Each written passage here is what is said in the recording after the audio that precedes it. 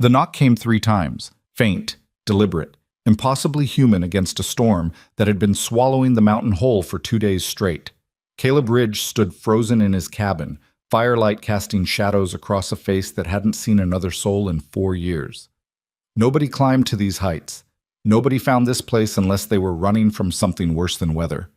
His hand moved to the rifle above the door, then stopped. Because the fourth knock never came. Just silence. And silence, in a storm like this, meant only one thing. Someone was dying on his doorstep. If you're ready to discover whether mercy can heal the deepest wounds, stay with me until the very end. And when you do, hit that like button and drop a comment with your city so I can see just how far this story travels. Now, let's begin. The cabin had been built by someone who understood that mountains don't forgive. Stone foundations sunk deep into bedrock, timber walls sealed with pitch and moss, a chimney that drew smoke even when the wind screamed down from the peaks like something alive and hungry. Caleb had bought it from a widow 6 winters ago, paying cash and asking no questions, and she'd done him the same courtesy. The isolation suited him. 16 miles from the nearest town, accessible only by a trail that disappeared under snow from November through April, it was exactly what he'd needed when the world became too loud with its sympathies and sorrows. He'd been reading when the knocking started, the same paragraph of the same book he'd been reading for 3 months, the words sliding past without meaning, his mind somewhere between the flames and nowhere at all. The storm had arrived 2 days earlier, one of those late-season monsters that came down from Canada with something to prove. Caleb had prepared like he always did, firewood stacked to the rafters, smoked venison and dried beans enough to last a month, kerosene for the lamp, and batteries for the radio that mostly pulled static but occasionally caught weather warnings from the ranger station in Millbrook Valley. 3 knocks. Faint. Human. His first thought was that he'd imagined it. The storm did things to perception, created shapes in the white, made you hear voices in the wind. He'd learned that the first winter, when loneliness was still new enough to hurt sharp instead of dull. But then it came again. 3 knocks, evenly spaced, each one weaker than the last. Caleb moved to the door with the rifle in his hands, instinct and isolation having taught him that mountain country bred unpredictable visitors. Hunters lost and desperate, drifters running from debts or laws or demons that wore their own faces. Once, a man with eyes that held too much nothing, asking for water and looking at the cabin like he was calculating what it contained and whether Caleb could stop him from taking it. That man had left without trouble, but only after Caleb made it clear the rifle wasn't decorative. "Who's there?" His voice came out rougher than he remembered it. 4 years of minimal use having turned speech into something he had to consciously produce. Nothing. Just wind tearing through the pines and the rattle of ice against the shutters. He waited, counting heartbeats. At 30, he pulled the heavy timber bolt free and cracked the door 6 inches, rifle barrel leading, squinting against the blast of frozen air that hit his face like a physical blow. The woman was crumpled against the doorframe, half collapsed, one hand still raised as if to knock a 4th time. She wore a coat that had probably been green once, but was now the colorless gray of long use and longer weather. Snow caked her shoulders, her hair, the wool scarf wrapped around her face. She looked up at him with eyes that should have been panicked, desperate, afraid, but instead held something closer to resignation. "I'm sorry," she said, and her voice was thin as paper. "I can't walk anymore." For a moment that stretched too long, Caleb stood frozen in a calculus of risk and conscience. Letting strangers in meant complications, meant questions and stories and the possibility that whoever this was would look at him and see the man he'd been before he became the man who lived alone on a mountain. But leaving her meant listening to her die in the storm, and that was a sound he suspected would follow him longer than any complication. "Can you stand?" She tried. Made it perhaps 6 inches upward before her legs gave and she slumped back, breathing hard. Up close he could see she wasn't young, 60 at minimum, maybe 70, with that particular kind of weather that came from a hard life rather than a long one. Caleb leaned the rifle against the interior wall and stepped into the storm, the cold so intense it felt like his lungs were filling with glass. He got one arm under her shoulders, another beneath her knees, and lifted. She weighed almost nothing, all bone and layered clothing, and she made a small sound that might have been pain or relief or both. Inside, he kicked the door shut and carried her to the chair nearest the fire. She collapsed into it with a shuddering breath, ice already beginning to melt from her coat and pool on the floorboards. Her face, revealed as the scarf fell away, was mapped with wrinkles and windburn, lips cracked and faintly blue despite the cabin's warmth. "Sick," she managed. "I'm sick. Walked as far as I could." "From where?" "Millbrook. 16 miles. In this weather. Impossible." Caleb grabbed blankets from the bed, wool, heavy, smelling of cedar from the chest he stored them in, and wrapped them around her shoulders. "You couldn't have walked from Millbrook in this." "Not today." She closed her eyes, swaying slightly. 3 days ago. Got caught. Tried to find shelter. Found your cabin instead. 3 days in the mountains during the storm. She should have been dead. Would have been, probably, if she'd been anywhere else.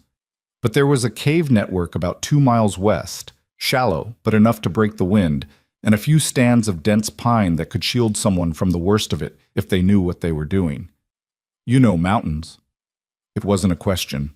A nod, barely perceptible. "Used to. Long time ago." He moved to the kitchen area, 3 shelves and a counter, and a wood-burning stove that had been there when he bought the place, and filled a pot with snow from the bucket by the door, setting it to melt and heat. She needed water first, then food, then questions, in that order. It was how you kept people alive, and despite every wall he'd built, despite the years of chosen solitude, that instinct remained. While the water heated, he studied her. The coat was old but well-maintained, patches sewn with careful stitches. Her boots were good, real leather, broken in, the kind that cost money and lasted decades. Under the blankets, he could see a canvas pack, small and battered. Not a drifter then. Not someone running wild. Someone who had left with purpose and preparation, even if that purpose had gone sideways somewhere in the storm. The water boiled. He filled a tin cup and brought it to her, waiting while she wrapped both hands around it and sipped with the careful desperation of someone who understood thirst at a cellular level. "What's your name?" he asked, surprising himself. "Evelyn. Evelyn Cross." She looked up at him with eyes that were clearer now, brown and deep and carrying something he recognized but couldn't name. "Thank you for opening the door. Caleb Ridge." He didn't know why he offered it. Names meant connection, and connection meant complication, but it seemed cruel to remain nameless to someone you'd pulled from the edge of dying. "Caleb." She tested it, tasting the syllables. "Strong name. Old name." "It's just a name." She smiled, faint. "Nothing's just anything." He went back to the stove and ladled venison stew from the pot that had been simmering since morning, meat and potatoes and wild onions he'd gathered the previous summer. The routine of survival. Breakfast stew, lunch stew, dinner stew, each serving putting fuel in the furnace that kept a body moving through mountain winters. He brought her a bowl and she ate slowly, each spoonful a deliberate act. Outside, the storm intensified. Wind hit the cabin in waves that made the timber creak and the shutters bang despite being latched. Snow built against the northern wall in drifts that would reach the windows by morning. Caleb had weathered worse. The second winter had brought a blizzard that lasted 9 days and buried the cabin to the roofline. But this was substantial. 2 days at minimum before it broke. Maybe 3. Maybe more. "You'll stay here until it passes," he said, making it statement rather than question. "I don't want to impose, You'll die if you leave. Not an imposition, just fact." Evelyn finished the stew and set the bowl aside, pulling the blankets tighter. "You live alone?" "Yes." "By choice?" "Yes." He waited for the follow-up questions. Why? For how long? Running from what? But they didn't come. She simply nodded and closed her eyes, swaying again with exhaustion that went deeper than the storm. "You can have the bed," Caleb said. "I'll take the floor." "I can't." "You can and you will. You've been walking in a blizzard for 3 days. I've been sitting in a chair reading the same paragraph for 3 months. Take the bed." Something shifted in her expression, gratitude mixed with something that might have been recognition. "You're kinder than you want people to know." "I'm practical. You need rest more than I need comfort." He helped her to the bed. A simple frame built from pine, and stuffed with a mattress he'd ordered from a catalog and hauled up the mountain strapped to a mule 5 years ago. She sank into it with a sound that was almost pain, and within seconds her breathing had deepened into sleep. Caleb stood watching for a moment longer than necessary, then turned away and added wood to the fire. The cabin settled into new rhythms, two people breathing, two hearts beating, two lives temporarily sharing space that had been solitary so long he'd almost forgotten what company felt like. He made a bedroll from extra blankets and stretched out on the floor in front of the hearth, the rifle within arm's reach, because habits born from isolation didn't die easy. The storm hammered the world outside. Inside, firelight danced shadows across walls that had heard nothing but his own thoughts for years. Sleep came slowly, tangled with questions he hadn't asked and wouldn't ask because asking meant knowing, and knowing meant caring, and caring meant all the things he'd climbed a mountain to escape. Morning arrived as a gray suggestion beyond the shutters. Caleb woke to the sound of wood shifting in the fire and Evelyn's ragged breathing, too fast, too shallow. He was up instantly, the floor cold beneath his feet despite the cabin's warmth. She was still asleep but fitful, face flushed, forehead damp. Fever. He'd suspected it last night but hoped the warmth and food would be enough. They weren't. He had medicine, basic supplies kept for emergencies that rarely came. Aspirin, antibiotics left over from a tooth infection 3 years ago, willow bark tea that could bring down inflammation if brewed strong. He started water heating and crushed 3 aspirin into powder, mixing it with honey so the bitterness would go down easier. "Evelyn," he touched her shoulder lightly. "Need you to wake up." Her eyes opened, unfocused and bright. "David?" "No, Caleb, you're in my cabin. You have a fever. Need you to take this." She blinked, reality reassembling itself behind her eyes. "Sorry, I thought—" She didn't finish, just accepted the mixture and swallowed it with a grimace. "Who's David?" "Someone from a long time ago." She sank back against the pillow. "How long was I asleep?" 8 hours. Storm's still heavy. You're staying in bed today." "I should—" "Nothing. You should do nothing except rest and let your body fight whatever you picked up in the cold." He spent the morning in the small routines that structured his days, checking the firewood supply, though he knew it was fine, melting snow for water, though the bucket was still half full, inventorying the food stores, though he'd counted everything 3 days ago, movement for movement's sake, activity to fill the space where silence usually lived. Around noon, Evelyn woke again, clearer this time, the fever temporarily beaten back by medicine and rest. He brought her broth, just the liquid from the stew pot, salted and hot, and she drank it slowly, hands steadier than the night before. "You didn't have to do this," she said. "Do what?" "Any of it.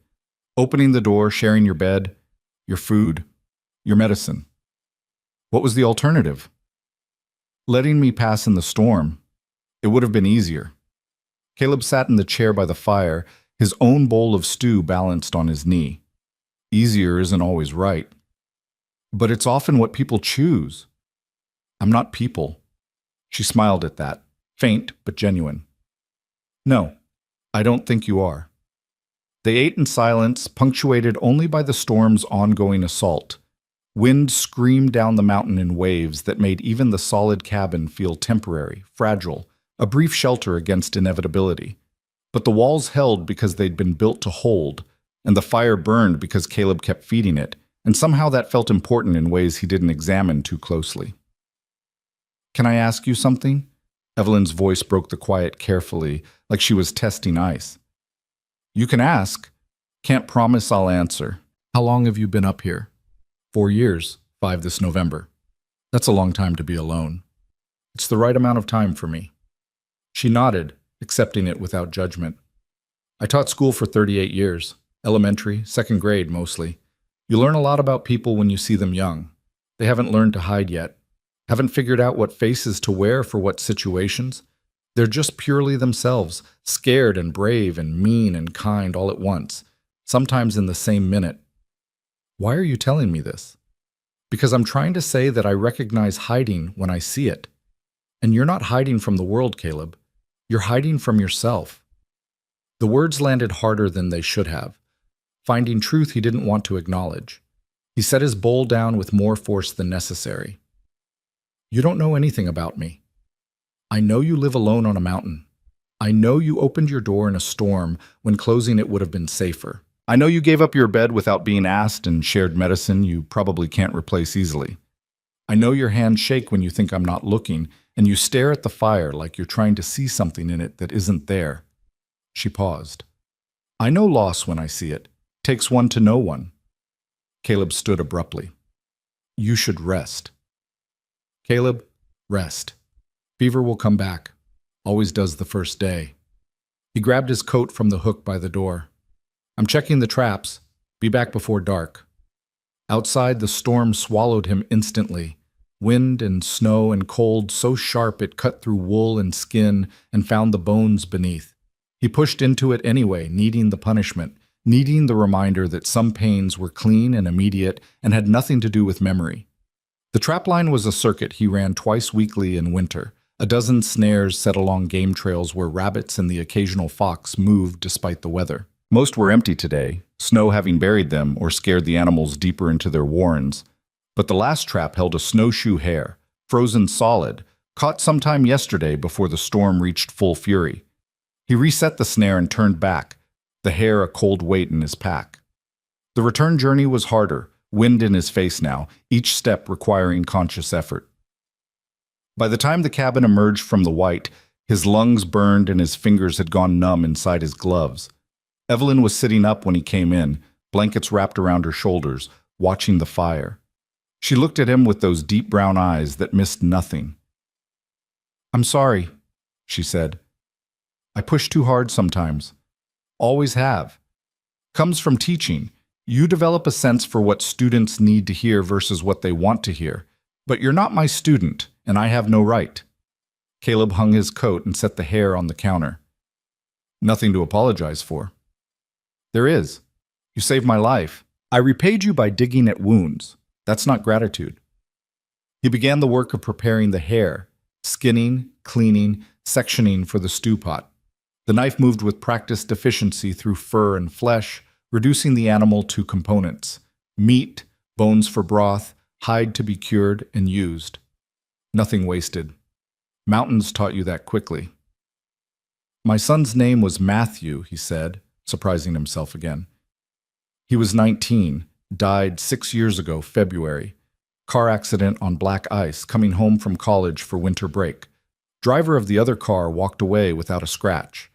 Matthew didn't walk away at all. The knife paused. He forced it to continue moving. His mother, my wife, she tried to hold on. We both did. But grief doesn't share space well. Needs too much room. We started avoiding each other without meaning to, because being together meant looking at the space he should have filled. She wanted to talk about him constantly. I couldn't talk about him at all. Different methods. Same goal. Trying not to drown. He dropped the meat into the pot, added water and salt and herbs he'd dried the previous summer. We divorced a year after. She moved to Portland to be near her sister. I came here. Sold everything else. House, car, most of what we owned. Kept only what I could carry. Seemed right, somehow. He was gone, so the life we'd built around him had to be gone too. Evelyn hadn't moved, hadn't spoken. Just listened with the particular quality of attention that made words feel safe. For 4 years, I've been practicing not being his father, not being anyone's husband, just being Caleb Ridge, man on a mountain, nothing before and nothing after. And most days it works. He turned to face her finally. But you're right. I'm not hiding from the world. I'm hiding from the fact that being his father was the best thing I ever was. And I don't know how to be anything else worth being. Silence filled the cabin, broken only by the storm and the fire and their breathing. I had a daughter, Evelyn said quietly. Emma. Born with a heart defect the doctors said would kill her before 5. She made it to 12. 12 years of specialists and hospitals and hope that kept not quite dying even when it should have. When she finally went, it was almost a relief. Then I hated myself for feeling relief. Hated myself for a long time. She pulled the blankets tighter. Her father left when she was 3. Couldn't handle it. I taught during the day and sat with her at night and learned every prayer in every religion looking for one that would work. None did. After she died, I taught for another 15 years because what else was there? Then I retired and tried to figure out what life looked like when it wasn't built around managing death. And I walked. Started small, trails near town, day hikes, then longer. Then I'd be gone for weeks, following paths that led to other paths. Looking for something I couldn't name. Maybe looking for her, in the stupid way we look for the dead in places they never were. She met his eyes. 3 months ago, I was going through boxes in my attic and found a letter. Old from years ago. It was from a student who'd written to me after graduating college. He wanted to thank me, said I'd made him feel like he mattered when his home life was hell. Said I'd quite possibly saved his life by believing he was worth something. Her voice wavered slightly. His name was Matthew Ridge. The cabin seemed to contract. Caleb felt the words land but couldn't process them, like hearing something in a language he'd once spoken but forgotten. What? I taught him when he was 7, second grade. Quiet boy, always drawing in the margins of his papers. Beautiful drawings, mountains mostly, trees and trails and high places. His parents had just separated and he was struggling. I kept him after class sometimes, let him draw and talk or not talk.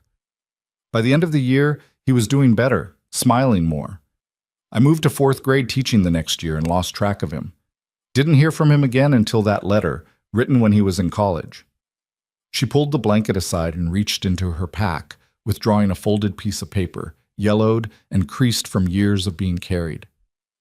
He wrote about studying environmental science, about wanting to work in conservation, about hiking the Cascades and feeling like he understood something essential up there that he couldn't find anywhere else. He wrote. She opened the letter with shaking hands. He wrote, "You taught me that kindness isn't weakness, that paying attention to people is the most important work there is. I'm going to spend my life paying attention to mountains the way you paid attention to me." Caleb couldn't move, couldn't breathe. The letter in her hands was impossible. A piece of Matthew's handwriting existing in this cabin where Matthew had never been. Would never be, except now he was, reaching backward through time to collapse the distance Caleb had spent 4 years building. "That's not possible," he managed. "I know it's not, but it is." Evelyn's eyes were wet. "When I saw your name on the mailbox at the trailhead, Caleb Ridge, mile 16, I thought it was coincidence. Then I got closer and saw you, and there was something in your face that reminded me of that boy. The same sadness he had when he was 7, the same way of looking at things like you're trying to memorize them before they disappear. Why didn't you say anything?" "Because I wasn't sure. Because even if I was, what would I say? Your son once wrote me a letter. I taught him for 1 year 20 years ago. It seemed cruel dragging grief into the open uninvited. But it was open now. It was open and bleeding and filling the cabin with all the things Caleb had climbed a mountain to escape.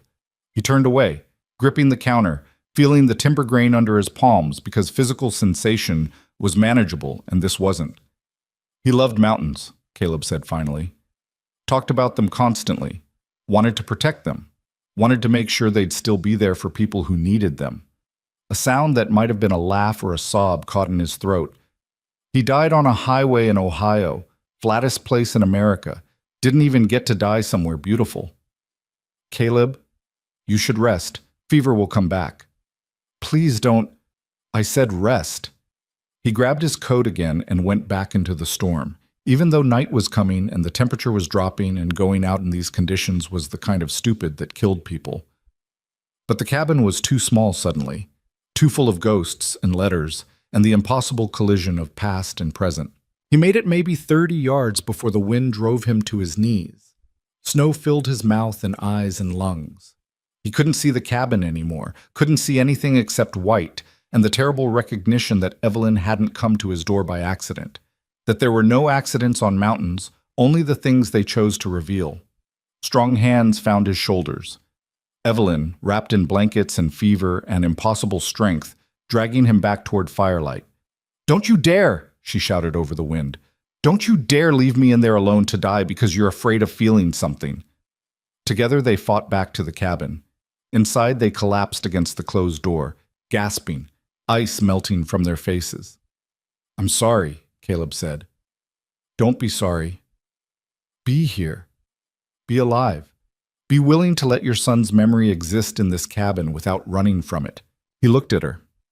This woman who had known Matthew when Matthew was still becoming Matthew, who had shown kindness to a struggling child, and received thanks that she'd carried through years until it led her here, to this mountain, to this storm, to this moment. "Tell me about him," Evelyn said. "Not how he died, how he lived." And slowly, with the storm raging and the fire burning and the impossible weight of coincidence or fate or whatever force had brought her to his door, Caleb began to speak. He told her about Matthew's laugh, loud and unguarded and infectious. About the summer Matthew was 13, and they'd hiked the Appalachian Trail section by section, just the two of them, talking about everything and nothing. About the way Matthew could identify bird calls at a distance, a skill Caleb had never managed to learn. About the arguments they'd had when Matthew chose environmental science over engineering, arguments Caleb regretted every day since because what did it matter, in the end, what degree someone earned if they didn't get to use it? He talked until his voice gave out, and Evelyn listened with the same attention she'd probably given Matthew when he was 7, and learning that someone could witness him without judgment. When silence finally returned, it felt different. Less like isolation and more like shared space. Less like running and more like rest. "Thank you," Evelyn said quietly. "For what?" "For letting me bring him here, for not making me carry him alone anymore." Caleb nodded, unable to speak past the tightness in his throat. Outside, the storm continued its assault, but inside something had shifted. The cabin felt warmer despite the fire being the same. The walls felt more solid despite being the same timber. They sat together in the firelight, two people carrying impossible losses, brought together by weather and coincidence, and a letter written years ago by a boy who'd loved mountains and the teacher who'd believed he mattered. Neither spoke, but neither needed to. Some silences held more than words ever could. The storm would break eventually, the fever would pass. Evelyn would heal or wouldn't, and Caleb would return to his routines or wouldn't, and the mountain would remain because mountains always remained. But for now, in this moment, they simply existed together in the warmth and the snow, and the memory of a boy who'd learned that paying attention was the most important work there is. And somehow, impossibly, that was enough. The storm broke on the 4th day, not with drama, but with gradual surrender. The wind died first, its howling reduced to whispers, then silence. The snow continued falling, but gently now, drifting down in lazy spirals instead of horizontal assaults. Caleb woke to pale sunlight filtering through gaps in the shutters, the first real light he'd seen in nearly a week. Evelyn was still asleep, her breathing steady and deep, the fever finally broken sometime during the night. He'd kept vigil through the worst of it, changing cool cloths on her forehead, coaxing water and willow bark tea past her lips when she woke confused and shaking. There'd been a moment around midnight when her temperature spiked so high he'd genuinely considered trying to carry her down the mountain, storm or no storm. But she'd fought through it with the same quiet tenacity she seemed to approach everything, and by dawn the crisis had passed. He dressed quietly and stepped outside into air so cold and still, it felt brittle, like breathing would shatter it. The world had been transformed. Snow reached past his knees in the clearing, deeper where drifts had formed against the cabin's north wall. The pines stood silent under their white burden, branches bent but not broken. In the distance, the peaks cut sharp against a sky so blue it hurt to look at. Beautiful. Lethal. The mountain in all its contradictions. He spent the morning digging out, clearing paths to the woodshed, the storage cache, the outhouse he'd built 50 yards downslope. The work was hard and repetitive and exactly what he needed, physical labor that demanded nothing but effort and endurance. Sweat soaked through his undershirt despite the cold. His shoulders burned, his hands blistered even through gloves, and for hours he thought of nothing but the next shovelful, the next cleared foot, the next small victory against winter's casual cruelty. When he finally came back inside, Evelyn was awake and sitting at the table with a cup of tea she'd made herself. She looked fragile still, her face pale and drawn, but her eyes were clear and focused in a way they hadn't been for days. "You shouldn't be up," Caleb said, shaking snow from his coat. "I'm tired of that bed, tired of being weak." She sipped her tea. Besides, I wanted to see the world again. Feels like I've been underwater. You nearly were. That fever could have killed you. But it didn't, thanks to you. She paused. How long was I out? 3 days, on and off. You'd wake sometimes, but you weren't really here. Talked to people who weren't in the room, called me David twice, Emma once. Something painful crossed her face. I'm sorry you had to see that. Nothing to be sorry for. Fever does what it does. He poured himself coffee from the pot on the stove, the brew strong enough to strip paint. You need to eat. Real food, not just broth. I'm not sure I can keep anything down yet. You'll try anyway. Body needs fuel to finish healing. He made her oatmeal cooked with dried apples and cinnamon, sweet and soft enough for a recovering stomach. She ate slowly, each spoonful a deliberate act, and kept it down. Progress.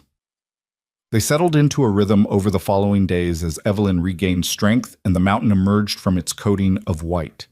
Caleb maintained his routines, checking traps, splitting wood, melting snow for water, but the routines felt different now, punctuated by another person's presence. Evelyn helped where she could, insisting despite his protests that she needed to feel useful.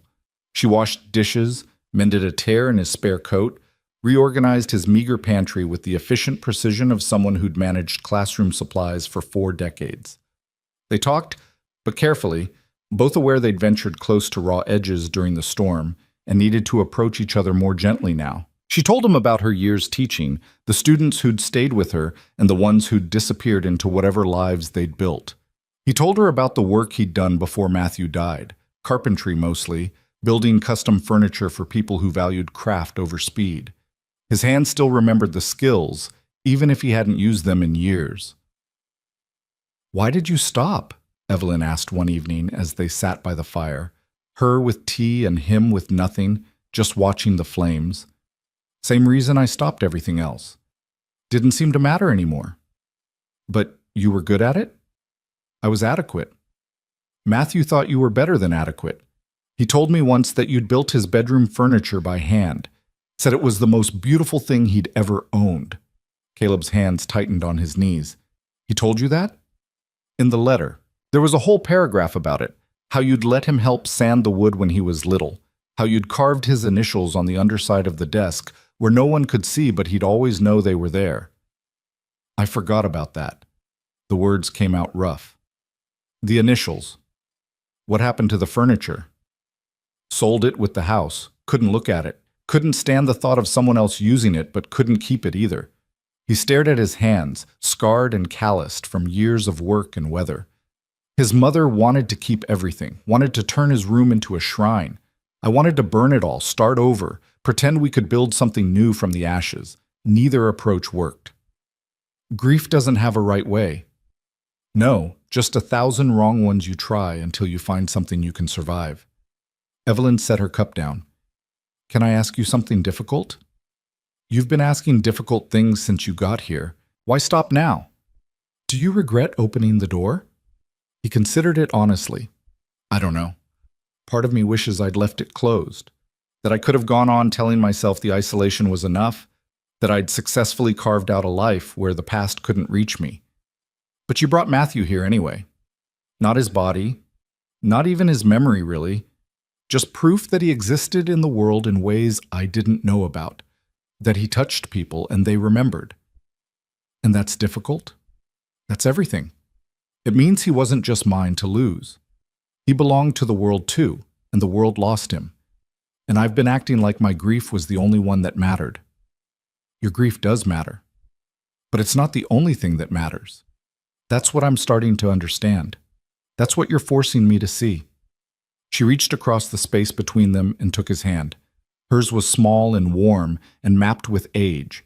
His was large and rough and had forgotten what human contact felt like. They stayed that way for a long moment, not speaking, just existing together in the firelight and the recognition that some bridges only get built through accidental compassion. The next morning brought visitors. Caleb heard them before he saw them. Voices carrying through the crystalline air, men's voices, calling his name. He stepped outside to find 3 figures trudging up the trail, breaking through snow that reached their thighs in places. He recognized them. Tom Hendricks, who ran the general store in Millbrook Valley, Marcus Webb, a ranger from the station, and James Cross, a logger who lived on the mountain's western slope. "Caleb," Tom called, breathing hard from the climb. "Thank Christ, we were starting to think the storm got you." "I'm fine. Cabin solid." They reached the clearing, red-faced and sweating despite the cold.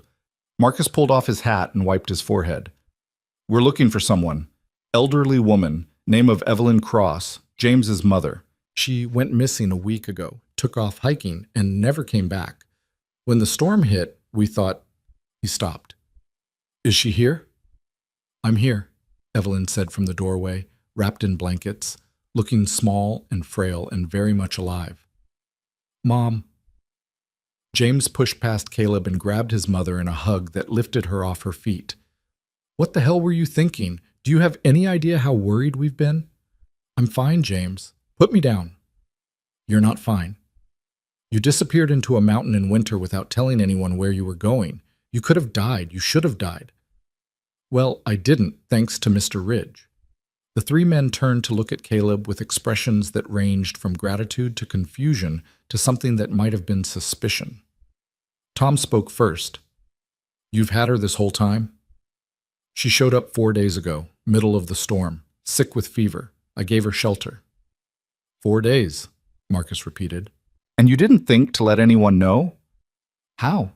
Storm knocked out radio reception. Even if it hadn't, I don't keep a radio." "You could have come down to town. In that weather, with a woman burning up with fever? You know better than that, Marcus." The ranger had the grace to look embarrassed. "You're right. I'm sorry. Just been a long week of searching and worrying." James still held his mother like she might evaporate. "Why, Mom, why would you do something so reckless?"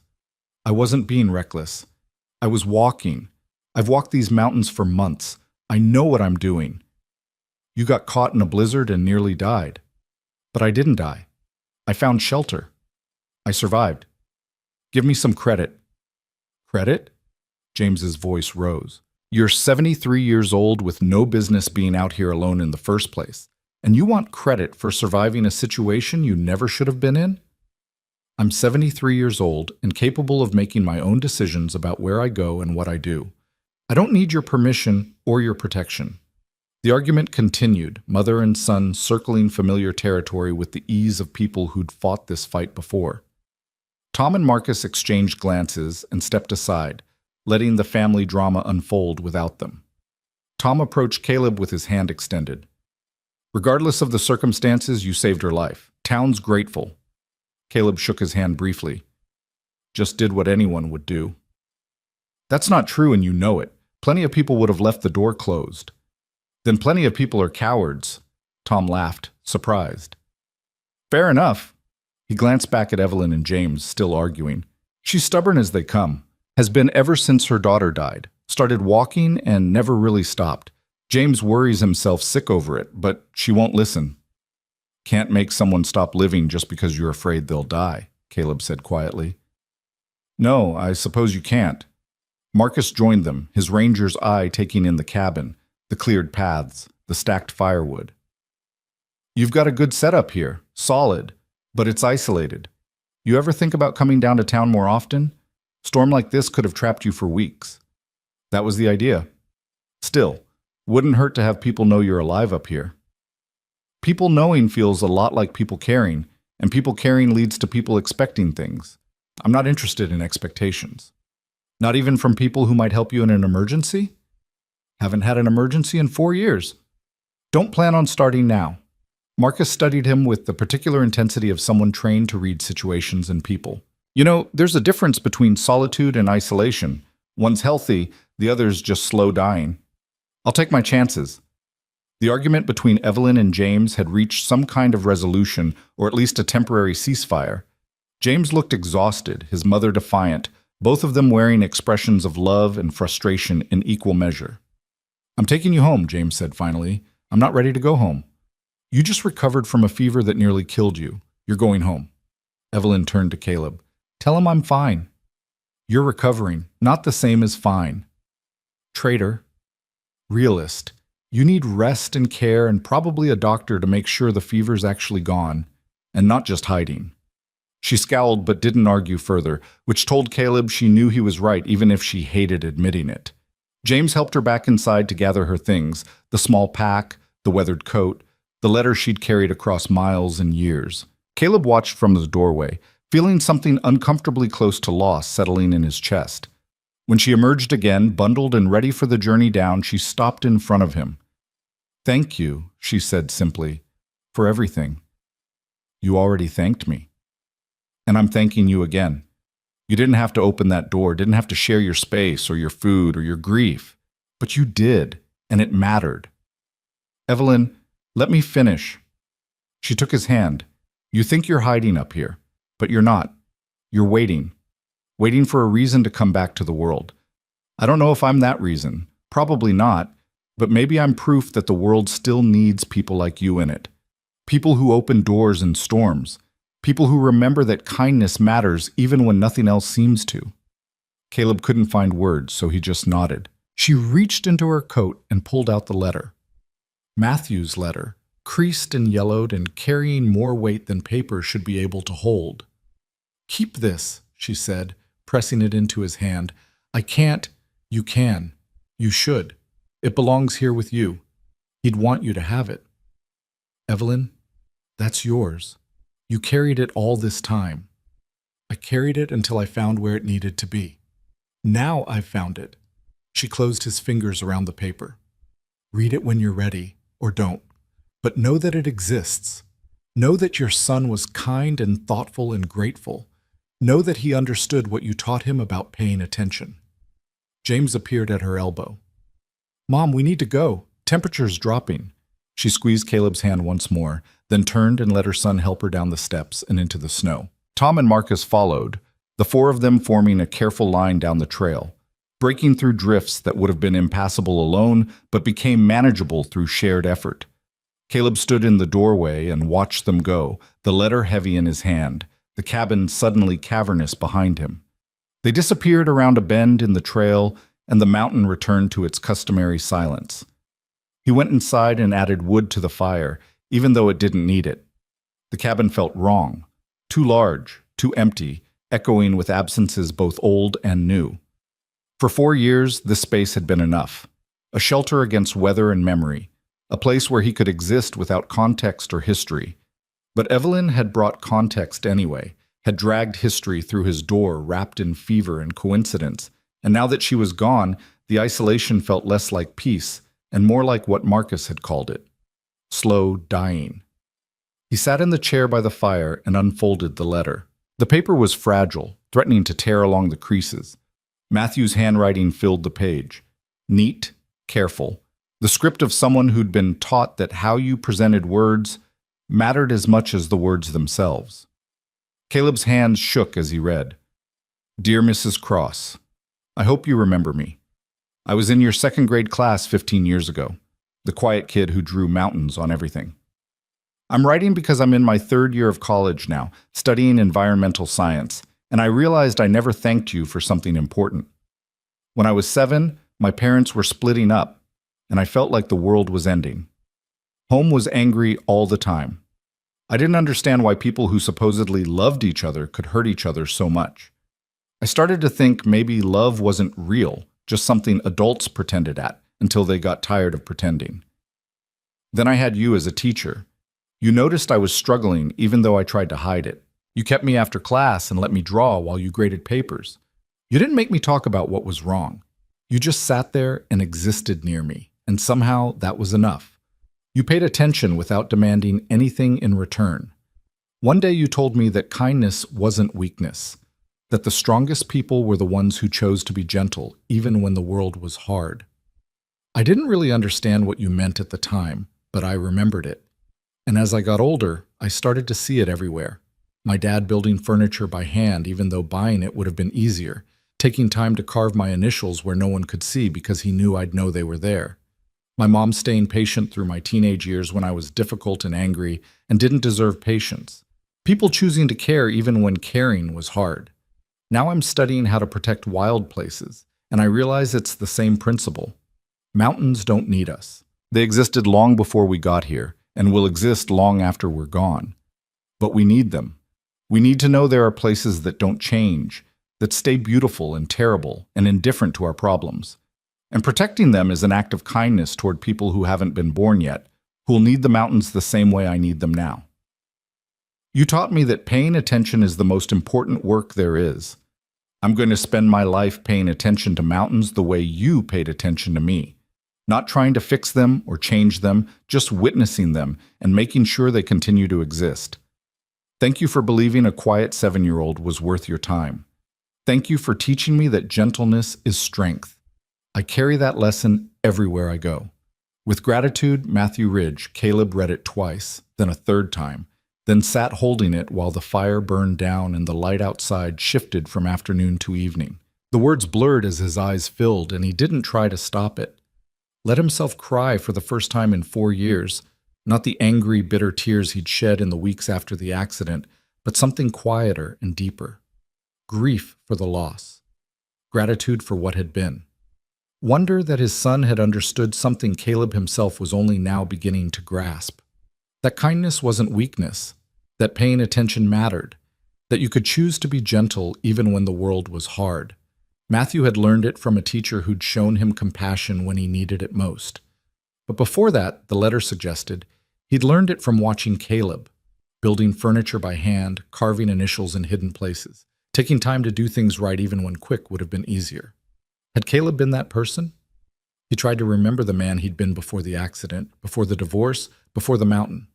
A carpenter who believed craft mattered. A father who'd hiked sections of the Appalachian Trail with his son, talking about everything and nothing. A husband who'd tried to hold marriage together even as grief pulled it apart. Not perfect, not even particularly good at the end, but someone who'd tried. Someone who'd apparently taught his son something worth learning, even if he'd forgotten it himself in the years since. The letter was proof that Matthew had existed in the world beyond Caleb's experience of him. That he'd touched other lives, received kindness, passed it forward. The scope of that felt enormous suddenly. All the ways a person rippled outward, affecting people they'd never meet, changing futures they'd never see. Caleb had spent 4 years trying to contain Matthew's life to the boundaries of grief, to make it small enough to carry alone. But the letter refused that containment. It insisted Matthew belonged to the world, not just to loss. He stood and went to the shelf where he kept the few books he owned, field guides, mostly, and a worn copy of Thoreau's Walden that he'd read 100 times without absorbing. He slipped the letter between the pages and returned the book to the shelf, a small act of preservation. Outside, night had fallen complete, the sky scattered with stars so bright they seemed close enough to touch. Caleb stood in the doorway and looked out at the mountain, silent, indifferent, exactly as it had been yesterday and would be tomorrow. Permanent in a way humans could never be. But maybe that was the point. Maybe the work wasn't to be permanent, but to be present, to open doors in storms, to pay attention, to choose gentleness even when the world insisted on hardness. Matthew had understood that. Evelyn had understood it. And Caleb was beginning to think he might understand it too, or could understand it if he let himself. The cabin waited behind him, warm and solid and no longer quite so empty. He'd been alone here for 4 years. He could be alone for 4 more, or 40, or however long he had left. The mountain wouldn't judge him either way. But Evelyn's words echoed in the cold air. The world still needs people like you in it. Maybe it did. Maybe it didn't. But she'd walked 16 miles through a storm and nearly died and brought him a letter that proved his son had mattered to someone besides himself, and that felt like the kind of sign you didn't ignore. Caleb went back inside and closed the door, but not all the way. Left it cracked an inch, letting in cold and possibility in equal measure. A small gesture. A beginning. The fire burned. The night deepened. And for the first time in years, Caleb Ridge allowed himself to imagine that isolation might not be the only way forward, that there might be value in bridges, however accidental, that opening one door in a storm could lead to opening others. He didn't know what came next. Didn't have a plan beyond tomorrow's firewood and next week's trapline. But tomorrow felt different now, less like repetition and more like choice. And choice, he was beginning to remember, was its own kind of freedom. The door stayed cracked that night, and the next, and the one after that.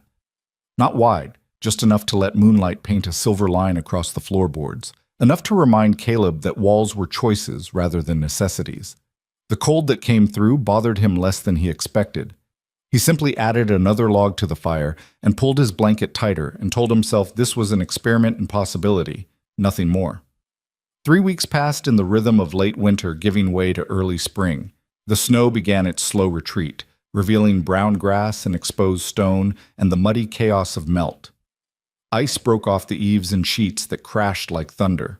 The creek that ran 100 yards below the cabin, silent and frozen since November, began to speak again in whispers that would become roars by April.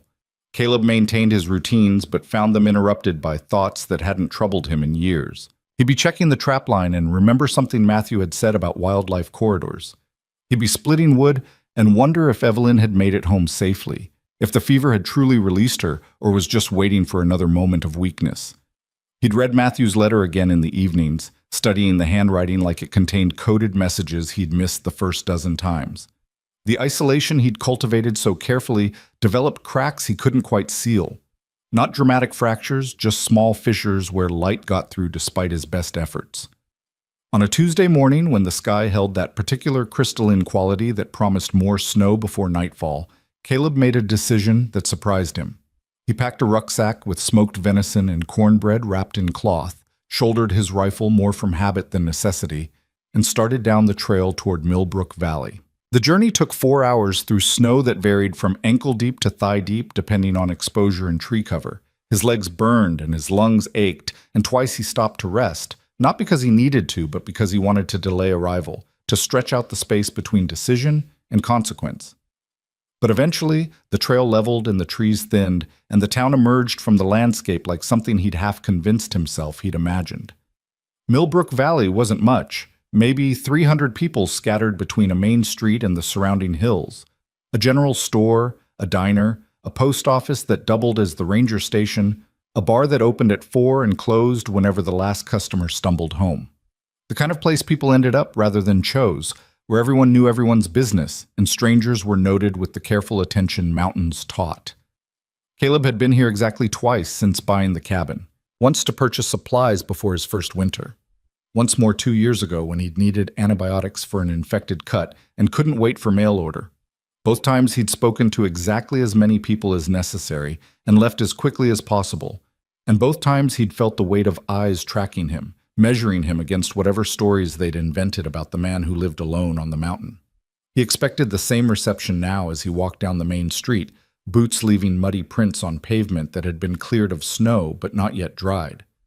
A few people glanced his way. Tom Hendricks sweeping the walk in front of his store, a woman he didn't recognize loading groceries into a truck, 2 teenage boys smoking cigarettes behind the diner with the practiced defiance of kids who thought rebellion meant standing in alleys.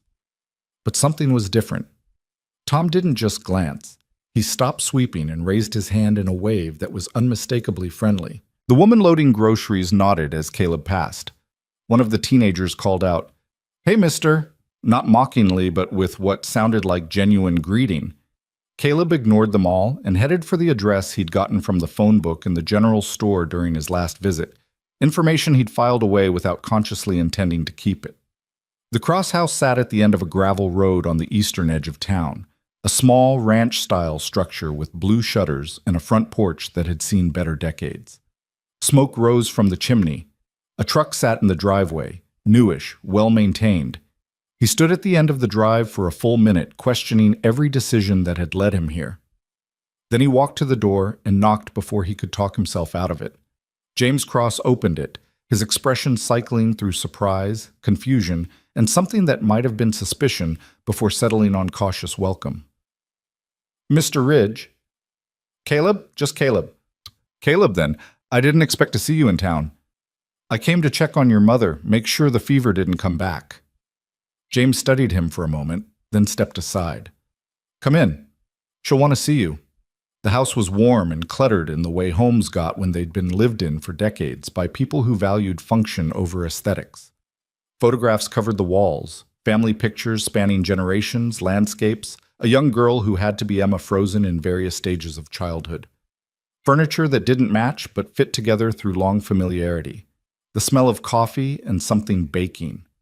Evelyn sat in an armchair by the window, a blanket over her lap, reading a book with the kind of focus that suggested she was actually absorbing the words rather than using them to pass time. She looked up when Caleb entered, and her face transformed, aging backward a decade through pure delight. "Caleb Ridge, I'll be damned." "Language, Mom," James said without heat. "I'll use whatever language I please in my own house. Caleb, sit down before you bolt. You look like a deer that just heard a branch snap." He sat, perching on the edge of the couch like he might need to run at any moment. "I wanted to make sure you were all right." "I'm fine. Better than fine.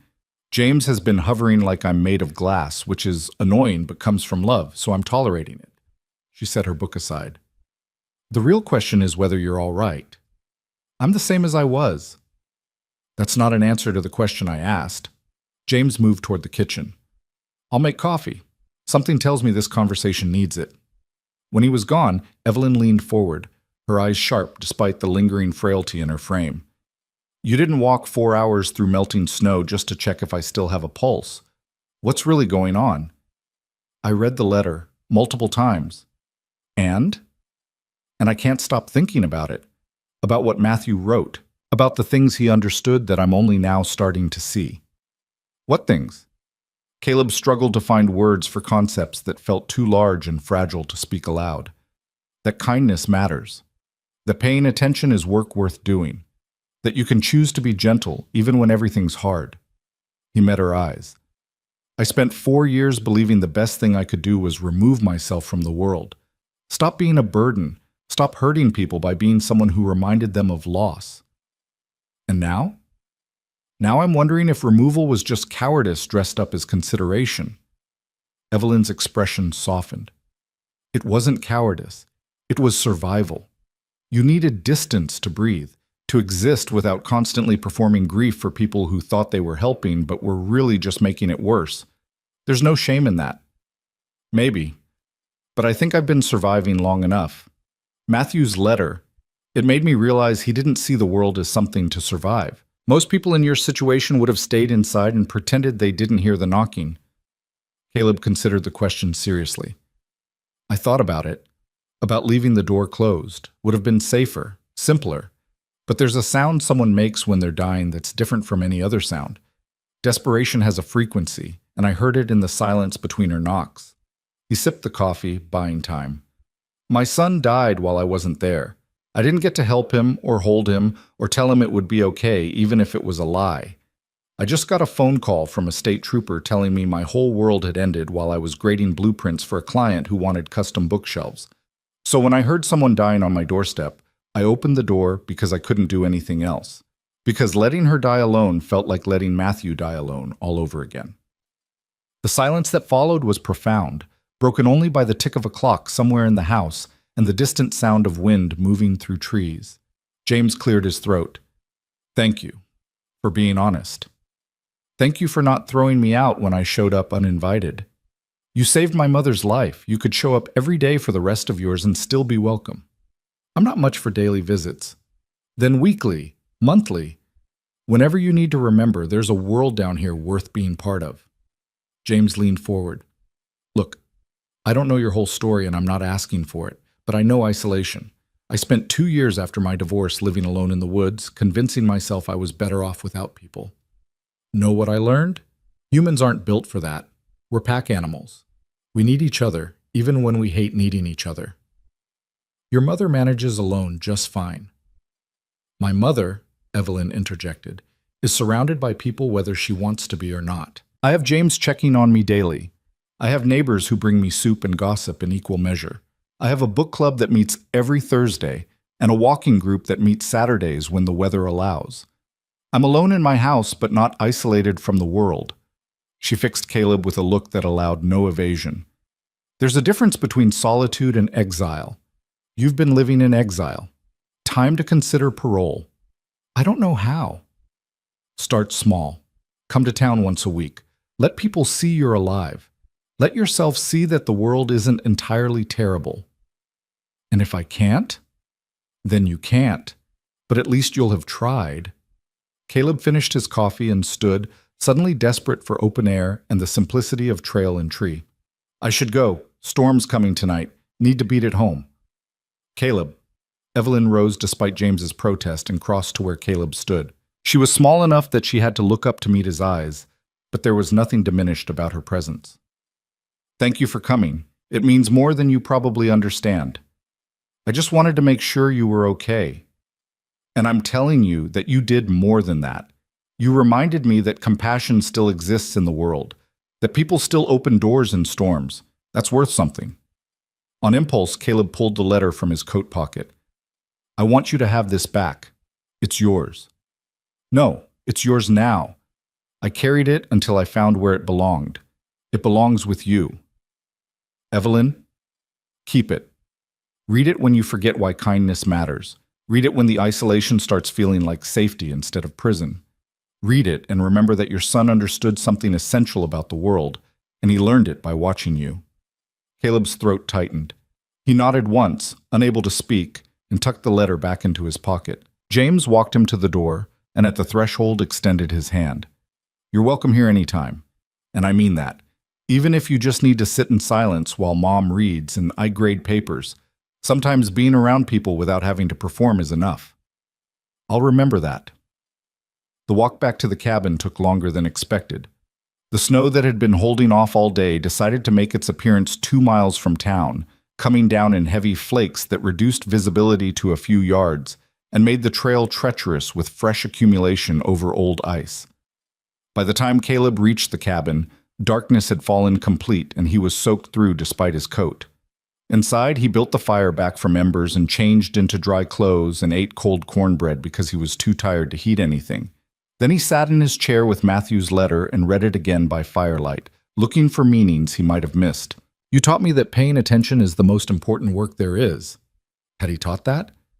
Caleb tried to remember deliberately sitting Matthew down and explaining the value of attention, of witnessing without trying to fix. Couldn't recall a single instance, but maybe teaching happened in smaller ways.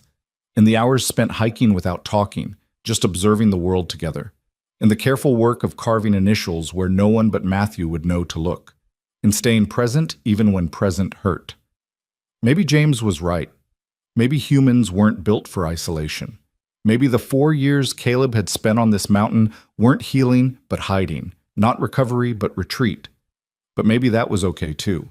Maybe he'd needed the hiding before he could consider the healing. Maybe exile was necessary before parole made sense. The fire burned low. The snow continued falling, and Caleb sat in the darkness thinking about doors and storms and the strange paths that brought people together. Evelyn had walked 16 miles through a blizzard and knocked on his door and brought him proof that Matthew's life had mattered beyond the boundaries of Caleb's grief. That was worth something. Maybe worth everything. He slept that night with the door cracked again, cold air mixing with warm, and dreamed of his son for the first time in months. Not the nightmare versions where Matthew died over and over in different ways. Just memories. Matthew at 7, drawing mountains in the margins of his homework. Matthew at 13, laughing at some joke Caleb couldn't remember but could still hear. Matthew at 19, home for Christmas break 2 months before the accident, talking excitedly about his classes and the research he wanted to do and the life he was building. Caleb woke with tears on his face and Matthew's name on his lips and something that felt dangerously close to peace in his chest. Morning brought crystal clarity, the storm having passed in the night to leave the world scrubbed clean and impossibly bright. Caleb stood in the doorway with his coffee and watched the sun climb over the eastern peaks, painting the snow gold and pink and colors that didn't have names. Beautiful. Lethal. The mountain in all its contradictions. But today the beauty outweighed the danger. Today the world felt less like something to survive and more like something worth witnessing. Worth paying attention to, as Matthew would have said.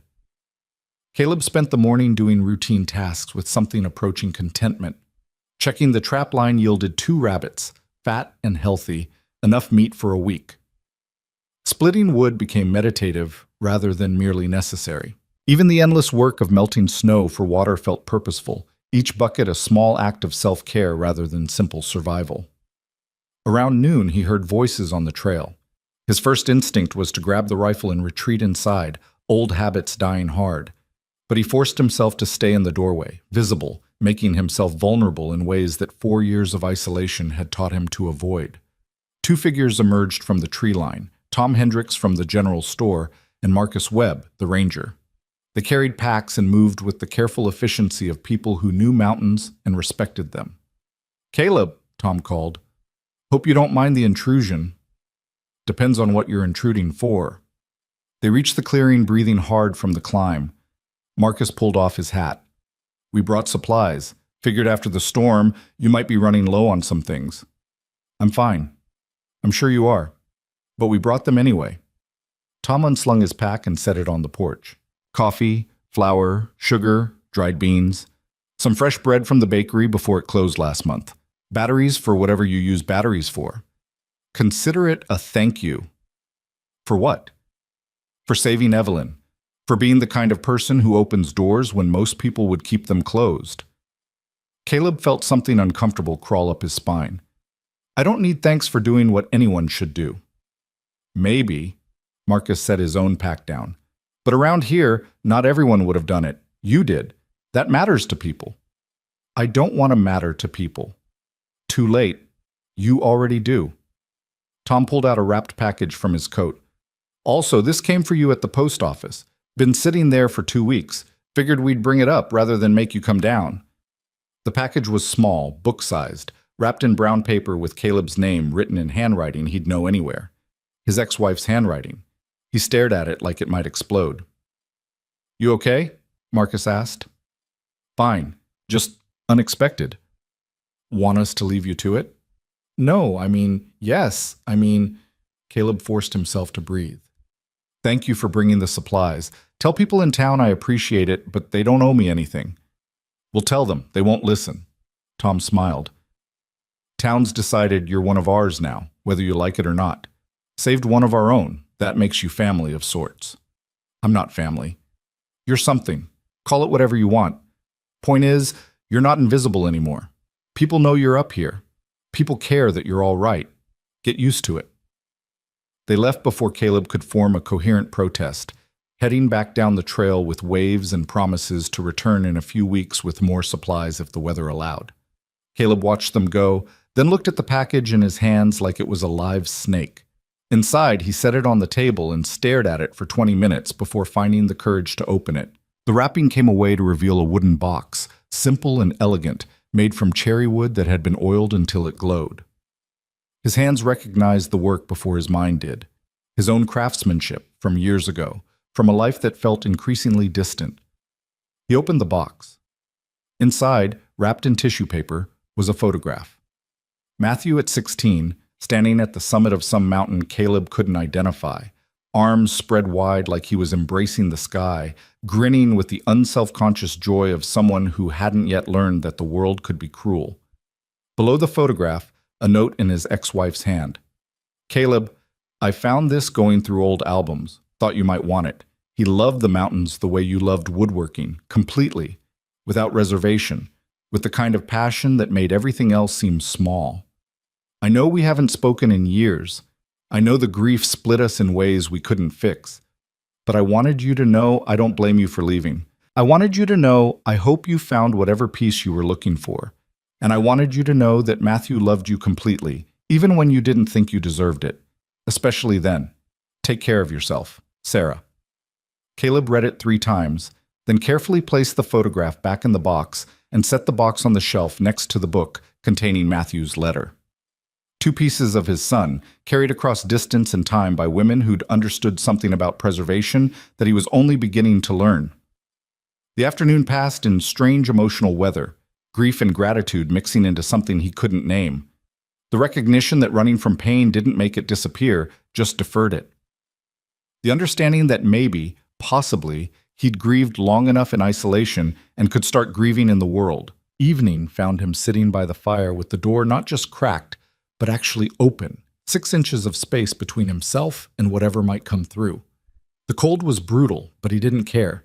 He needed to see the stars, needed to feel connected to something larger than his own small suffering. The mountain spread out below him in shadow and moonlight, infinite in its indifference. But tonight the indifference felt less cruel and more honest. The mountain didn't care about his grief because the mountain didn't care about anything. It simply existed, permanent and patient and occasionally beautiful in ways that made permanence feel like a gift instead of a burden. Somewhere in the darkness, an owl called. Another answered. Life finding life, even in the frozen depths of late winter. Caleb listened and thought about connections. How Evelyn had connected him to Matthew's past. How Sarah had connected him to Matthew's joy. How strangers from town were trying to connect him to a future he hadn't yet figured out how to want. Maybe wanting wasn't the point. Maybe the point was simply allowing. Allowing doors to stay open. Allowing people to care. Allowing grief to exist alongside other emotions instead of drowning everything else out. The fire burned down to coals, the temperature dropped, and Caleb finally closed the door and went to bed thinking that tomorrow he might walk to town again. Or he might not. But having the choice felt important. Having the option felt like progress. He fell asleep holding the photograph of Matthew, his son's joy captured forever in a moment when mountains and sky were enough. The photograph stayed on the shelf beside Matthew's letter for 3 days, before Caleb realized he was checking on it constantly, as if it might disappear if he didn't verify its existence every few hours. On the 4th day, he moved it to the windowsill where morning light could touch it, and something about that small act of display felt like acceptance. Not of Matthew's death, he'd never fully accept that, but of the fact that his son's life deserved to be visible, remembered, honored in the open, rather than locked away in grief's dark corners. Spring arrived in fits and starts, warm days followed by freezing nights, the mountain caught between seasons and refusing to commit to either. The snow retreated in patches, revealing ground that was by turns muddy and frozen, brown grass struggling toward green, early wildflowers testing the air before deciding whether to bloom or wait. Caleb worked outside more, repairing the winter's damage to his fences, clearing deadfall from the trail, preparing the small garden plot he'd neglected for 2 years, but now felt inclined to resurrect. He was digging out rocks from the garden soil when he heard footsteps on the trail again. 6 days since Tom and Marcus had visited, and Caleb had started to hope the town's interest in him would fade back into benign neglect. But the footsteps were lighter than before, accompanied by labored breathing that suggested someone unaccustomed to the climb. Evelyn emerged from the tree line using a walking stick, her face flushed with effort, but her eyes bright with determination. She wore practical hiking clothes and a pack that looked too heavy for her frame, and she moved with the careful deliberation of someone who knew their limits but had chosen to push against them anyway. "Before you start," she said, breathing hard, "I know I shouldn't be here. James thinks I'm at book club. He squawked some. I'll deal with his anger later. Right now, I need you to not send me away." Caleb set down the shovel and wiped dirt from his hands. "You should be resting." "I've been resting for a month. I'm tired of resting. I'm tired of being treated like I'm made of glass." She reached the clearing and immediately sat on the porch steps, not bothering to hide her exhaustion. "I needed to see the mountain again. Needed to finish what I started. What you started nearly killed you. Living nearly kills everyone eventually. Might as well do it while attempting something meaningful." He brought her water from inside, and she drank it gratefully while her breathing slowly normalized. The silence between them was comfortable, familiar, in a way that shouldn't have been possible between two people who'd spent less than a week in each other's company. "The truth is," Evelyn said finally, "I came to check on you." "I'm fine." "You're always fine. It's your default setting. But fine isn't the same as good, and I wanted to see which one you actually were." "And what's your professional assessment?" She studied him with a teacher's trained eye, the kind that could spot a student struggling even when they were trying to hide it. "I think you're better than you were. Not healed. Healing takes longer than a month. But better. Less hidden. More present." "Is that your way of saying I look terrible?" "It's my way of saying you look alive. There's a difference between existing and living. When I knocked on your door during the storm, you were existing. Now you're starting to live again, even if it scares you." Caleb sat on the steps beside her, their shoulders nearly touching. "It does scare me. Opening up, letting people in. Every instinct tells me it's safer to stay isolated. Safe and good aren't always the same thing either. No, I'm learning that." They sat together watching the afternoon light move across the valley, painting everything in shades of gold and amber. Birds called from the surrounding trees, their songs tentative and hopeful in equal measure. New season, new chances. Nature doing what it always did, continuing regardless of human grief or human joy. I have a favor to ask, Evelyn said, and you can say no without hurting my feelings, but I hope you'll say yes. What kind of favor? I want to scatter Emma's ashes somewhere on this mountain. I've been carrying them for 5 years, waiting for the right place. When I was here during the storm, even sick and half delirious, I felt something. Peace, maybe. Or acceptance. The kind of quiet that comes from being in a place that doesn't demand anything of you. She pulled a small ceramic urn from her pack, simple and unadorned, the kind of container that held impossible weight in deceptive lightness. I thought maybe you could help me find the right spot, somewhere high, where she can be part of the sky. Somewhere beautiful that won't change just because humans need it to stay the same. Caleb's throat tightened. Evelyn, I know it's asking a lot. I know you've got your own grief to carry without taking on mine. But you understood her in a way most people didn't, even though you never met her.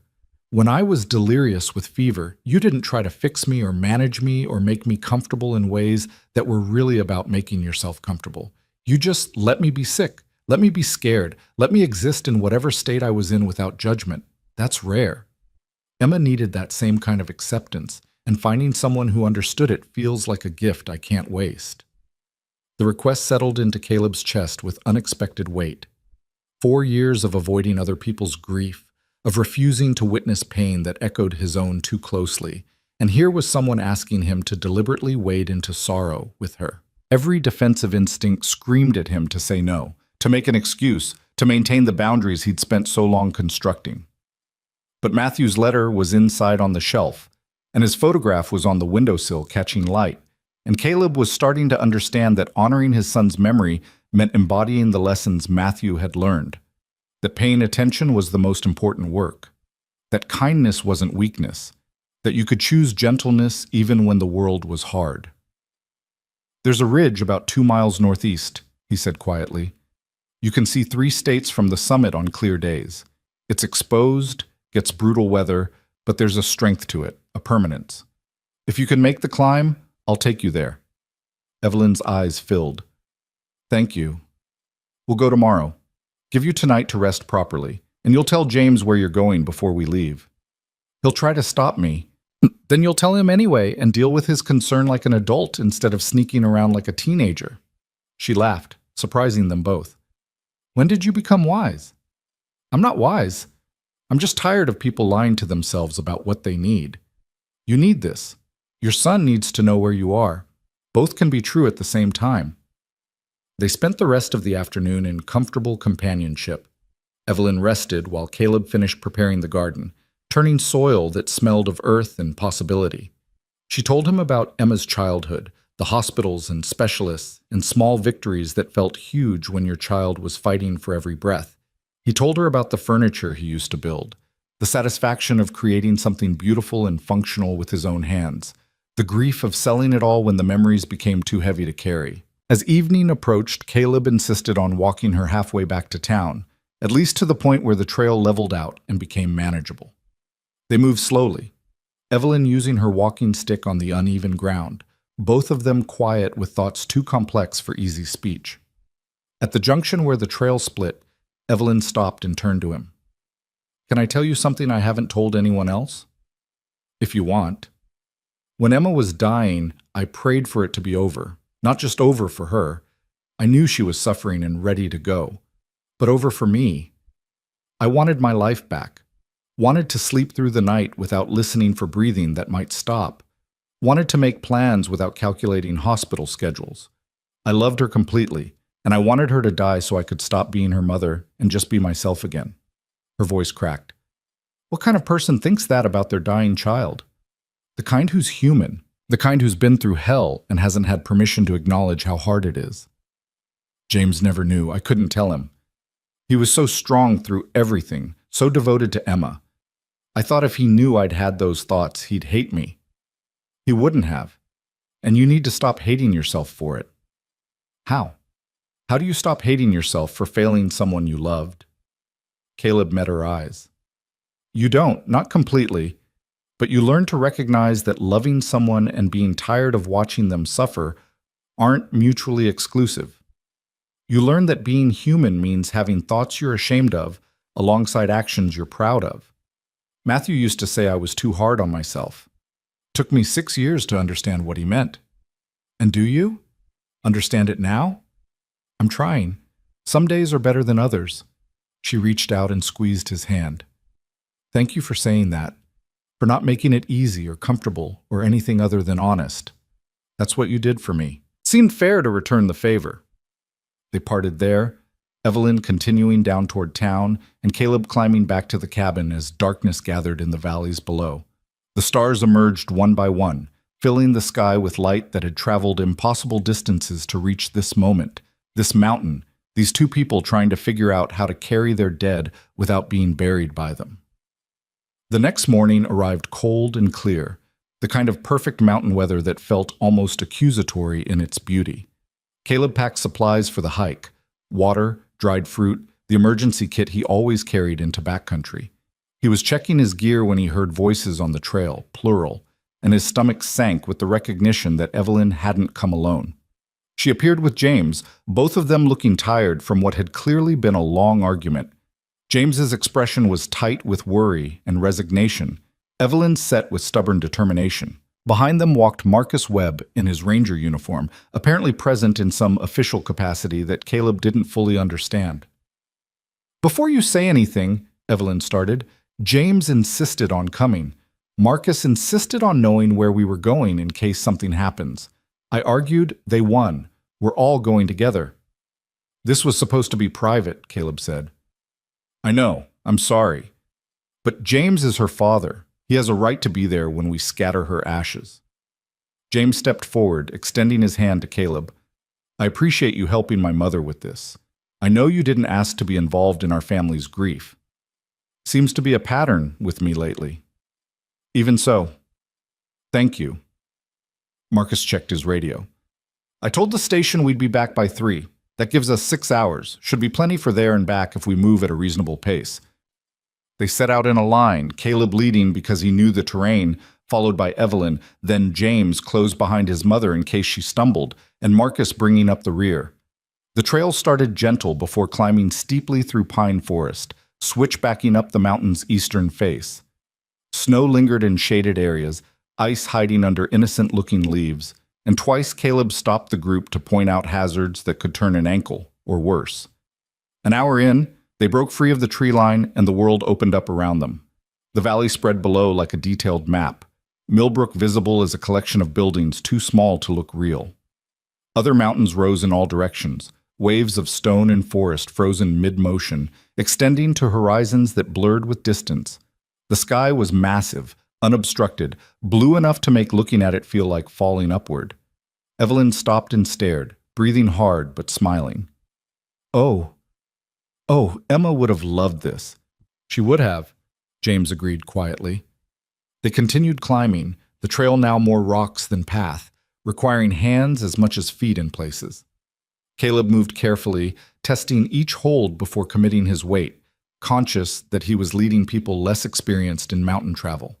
But everyone proved capable, James strong and steady, Marcus trained for exactly this kind of terrain, and Evelyn fueled by a determination that more than compensated for her age. The ridge Caleb had mentioned revealed itself gradually, first as a dark line against the sky, then as a dramatic spine of exposed rock stretching between two peaks. Wind hit them as they reached it, strong enough to require leaning into, carrying the clean, sharp cold of altitude. The view from here was everything he'd promised. 3 states visible on clear days, the world laid out in topographic relief, beautiful and indifferent in equal measure. They gathered in a sheltered spot where rock formations provided windbreak, everyone breathing hard, faces flushed with exertion. James helped his mother sit and handed her water, his movements gentle despite the tension still visible in his shoulders. This is perfect, Evelyn said, looking out at the endless sky. This is exactly right. She pulled out the urn and held it for a long moment, her hands shaking slightly. James moved to help her, but she shook her head, needing to do this herself. Caleb understood. Some things had to be carried alone, even in company. I don't know what to say, Evelyn admitted. I've been planning this for 5 years, and now that it's time, I don't know what words are big enough. Maybe words aren't the point, Caleb offered. Maybe just being here is enough. Will you help me? All of you? I don't want to do this alone. James nodded, tears already streaming down his face. Marcus removed his ranger hat in respect, and Caleb stepped forward because refusing felt impossible, because this was what Matthew had understood about paying attention, that sometimes the most important work was simply bearing witness to someone else's pain without trying to fix it. Evelyn opened the urn, and together they scattered Emma's ashes into the wind. The remains caught the current and dispersed, becoming part of the sky, the mountain, the infinite space between earth and heaven. Some landed on rocks and would wash away with the next rain. Some lifted higher and disappeared into blue. All of it returning to elements, ash to air to earth, the physical body released while memory remained. Evelyn spoke quietly. Words meant more for Emma than for the rest of them. You were so strong, baby, stronger than anyone should have to be.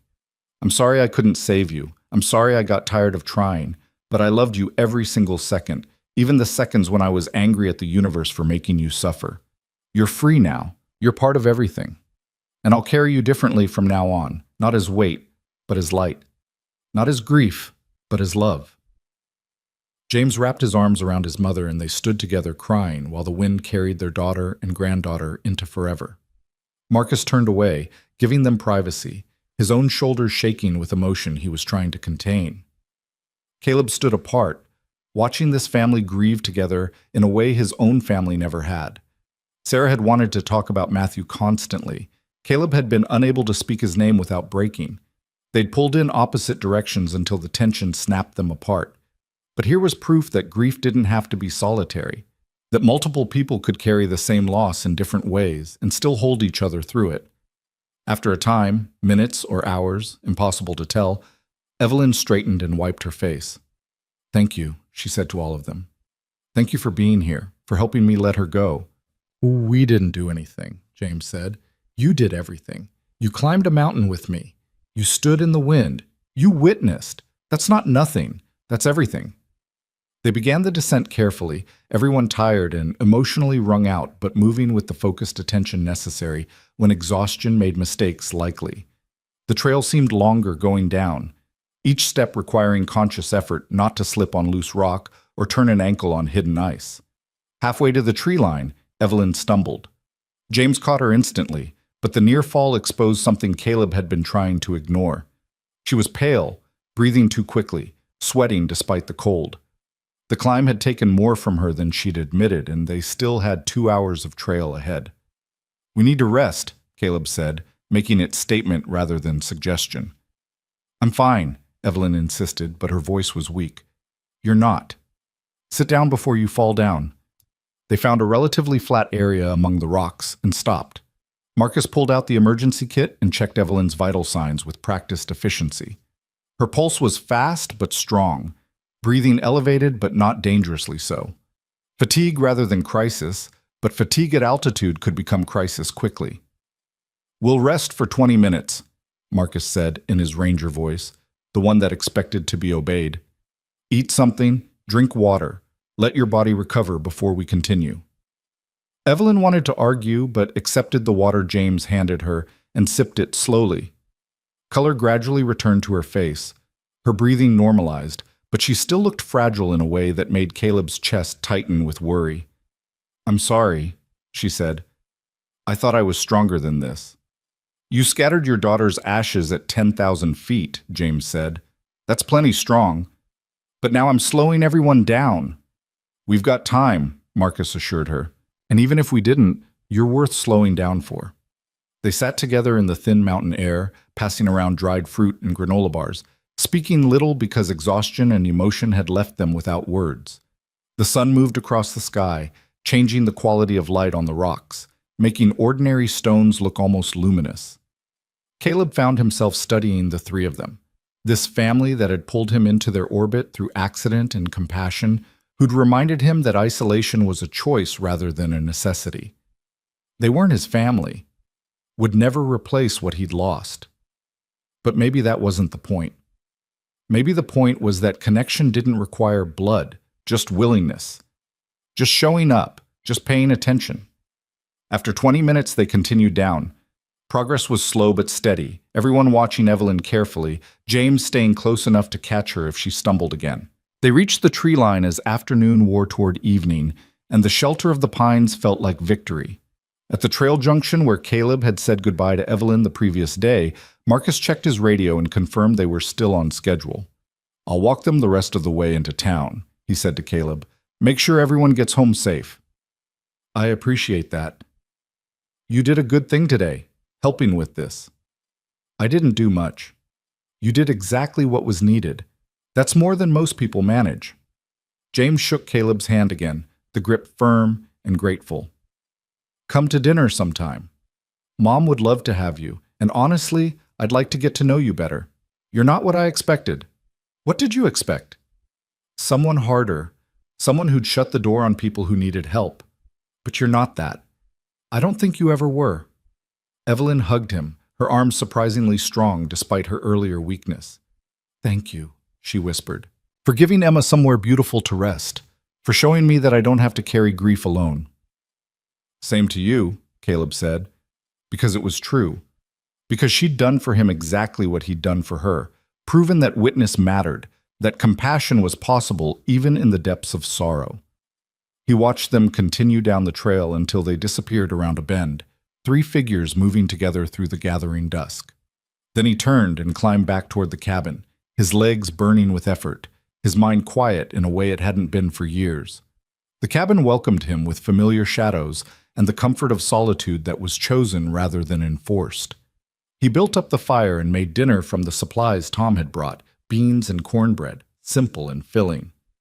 While he ate, he thought about the day, about Emma's ashes catching wind and becoming part of the sky, about Evelyn's grief finally finding release after 5 years of carrying it, about James learning his mother was stronger than he'd feared and more vulnerable than she'd admit, about himself standing on a ridge with 3 relative strangers, bearing witness to their pain because they'd asked and he'd said yes. That night, Caleb wrote a letter, the first he'd written in 4 years. He addressed it to Sarah at the Portland address she'd included with the photograph, and he wrote carefully, choosing words with the precision he used to choose wood grain when building furniture. "Sarah, thank you for the photograph. Thank you for remembering that I might need it. I've spent 4 years trying to forget what Matthew looked like happy, and seeing him that way again hurt and helped in equal measure. I'm sorry I left. Sorry I couldn't grieve the way you needed me to. Sorry I let the divorce happen without fighting for us. I don't know if sorry is enough. Probably isn't. But I wanted you to know that I'm trying to do better, trying to be the kind of person Matthew thought I was." A woman brought me his letter, one he wrote to a teacher when he was in college. Reading it made me realize our son understood things about kindness and attention that I'm only now learning, or relearning maybe. I think you taught him those things too. I think we both did, in our different ways, even when we were falling apart. I don't know what comes next. Don't know if I'll ever leave this mountain permanently or if I'm meant to stay here and just visit the world occasionally, but I wanted you to know I'm still alive, still trying, still carrying Matthew with me, but differently now, with love instead of just pain. I hope you're doing the same. I hope Portland is good to you. I hope you found the peace I'm still looking for. Take care of yourself, Caleb. He sealed the letter and set it aside to mail the next time he went to town. The act of writing it felt like another small release, another step toward whatever healing looked like for someone who'd broken as completely as he had. Outside, an owl called into the darkness. Another answered, and Caleb sat by the fire thinking about ashes and mountains and the strange paths that brought people together, pulled them apart, and occasionally, impossibly, brought them back. The letter to Sarah sat on the table for 3 days before Caleb found the courage to mail it. Each morning he'd wake intending to walk it down to town, and each morning he'd find a reason to delay. The weather looked uncertain, the trapline needed checking. The firewood supply was running low, excuses that fooled no one, least of all himself. On the 4th morning, he woke to find fresh snow had fallen overnight, just an inch or two, enough to make the world clean and bright without being dangerous. The kind of morning Matthew used to love, when everything looked new-made and possible. Caleb took that as the sign it probably wasn't, grabbed the letter, and started down the trail before he could manufacture another reason to wait. The walk to Millbrook took 3 hours through snow that crunched underfoot and air so clear it felt like breathing crystal. He passed the spot where he'd first encountered Evelyn stumbling through the storm, and the memory felt both recent and impossibly distant. 2 months since that night. 2 months since 3 faint knocks had cracked open a door he'd thought permanently sealed. Town appeared gradually through the trees, smoke rising from chimneys, the sound of someone splitting wood carrying across the cold air.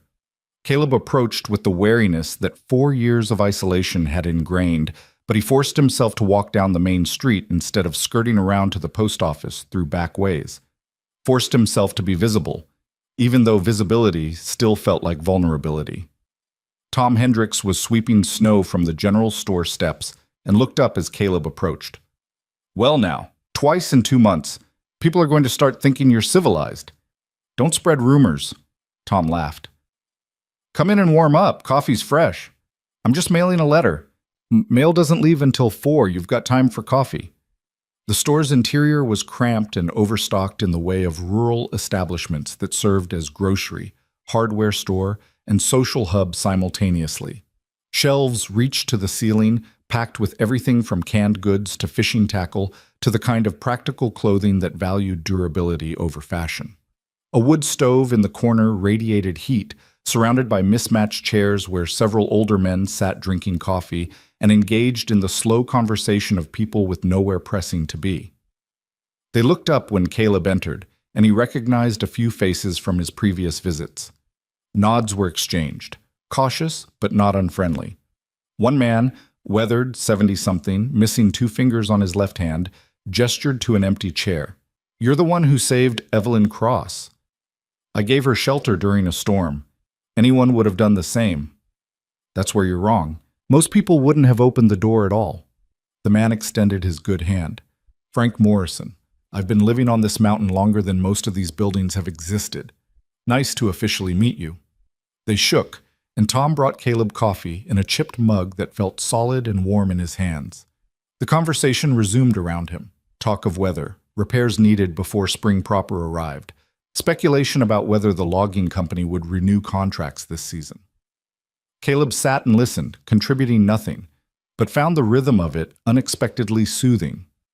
People talking about ordinary things in ordinary ways, the world continuing its small necessary business despite all the grief and loss it contained. After a while, Frank turned to him again. "I knew your boy." Caleb's hand tightened on the mug. "What?" "Matthew Ridge. He came through here 5-6 years back. Was doing research for school, studying the watershed or some such. Stayed a week, camped up on the North Ridge. Talked to everyone who'd listen about conservation, about protecting the mountain from development." Frank smiled at the memory. "Smart kid. Passionate. Had ideas about managing the forest that actually made sense.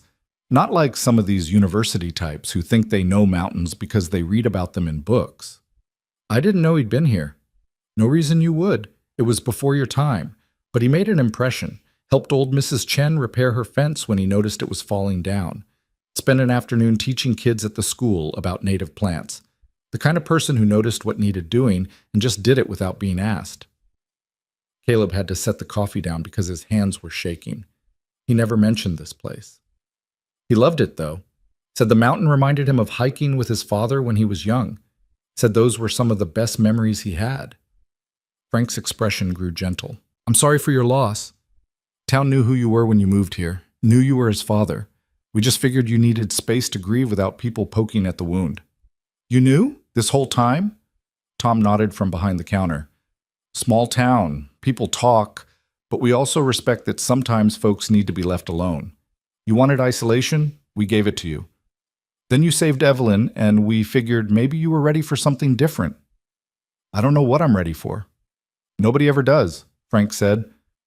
"But here you are anyway, drinking coffee with a bunch of old men instead of hiding on your mountain. That's progress." The post office occupied a corner of the ranger station, and Marcus was manning the desk when Caleb brought the letter. He weighed it, calculated postage, stamped it with the careful precision of someone who took even small responsibilities seriously. Portland, Marcus noted, reading the address. That's where your ex-wife lives, right? You know that too? Like Tom said, small town. People know things. He set the letter in the outgoing mail bin. For what it's worth, I think reaching out is brave. Grief makes people stupid sometimes, makes us cut off everyone who reminds us of what we lost.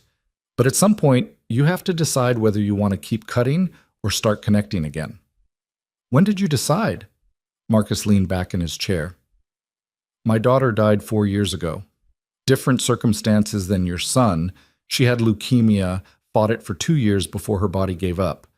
Afterward, I left my job in Denver, moved up here, took the ranger position. Thought the mountains would help. Thought distance would make it hurt less. Did it? For a while. Then I realized I wasn't healing, just hiding, same as you. He smiled sadly.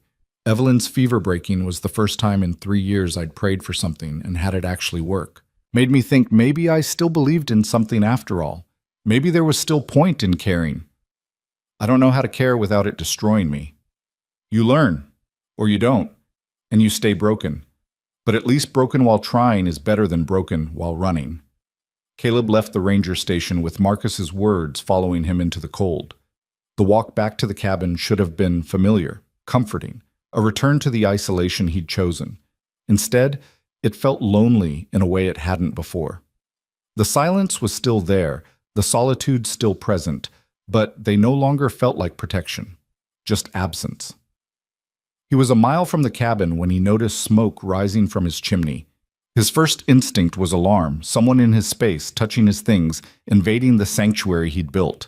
His hand went to the rifle slung across his back, old defensive habits surfacing instantly.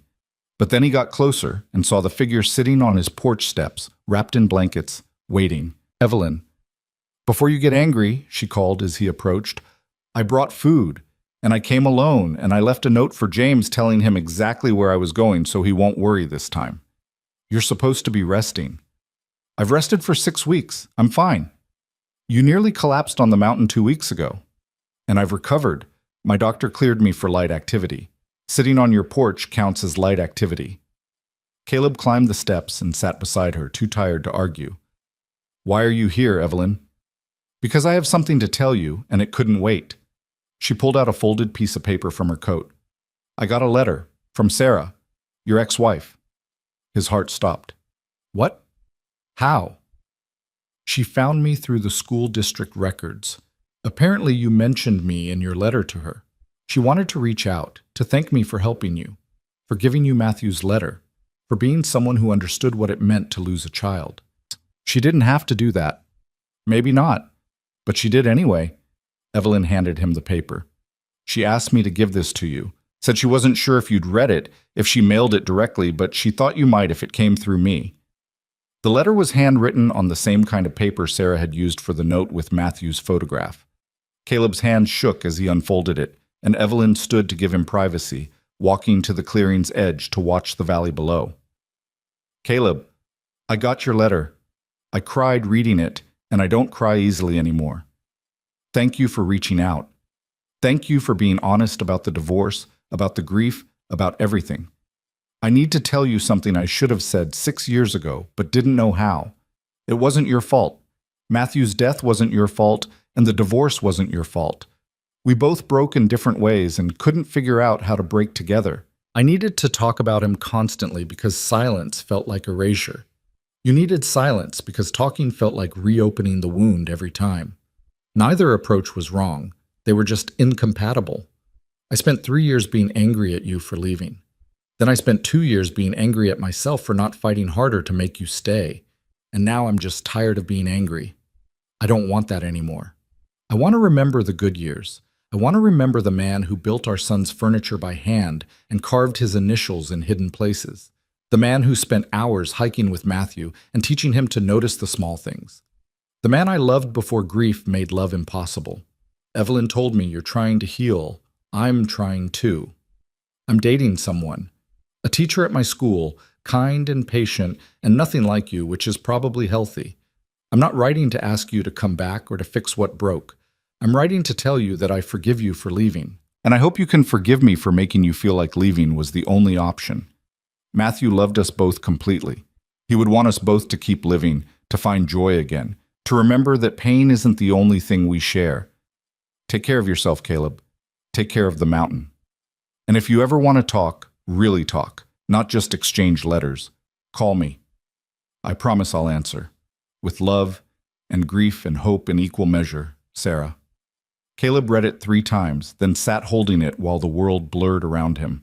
Evelyn returned quietly and sat beside him, not speaking, just present in the way she'd been present during the fever, during the climb, during all the moments when presence was the only medicine that mattered.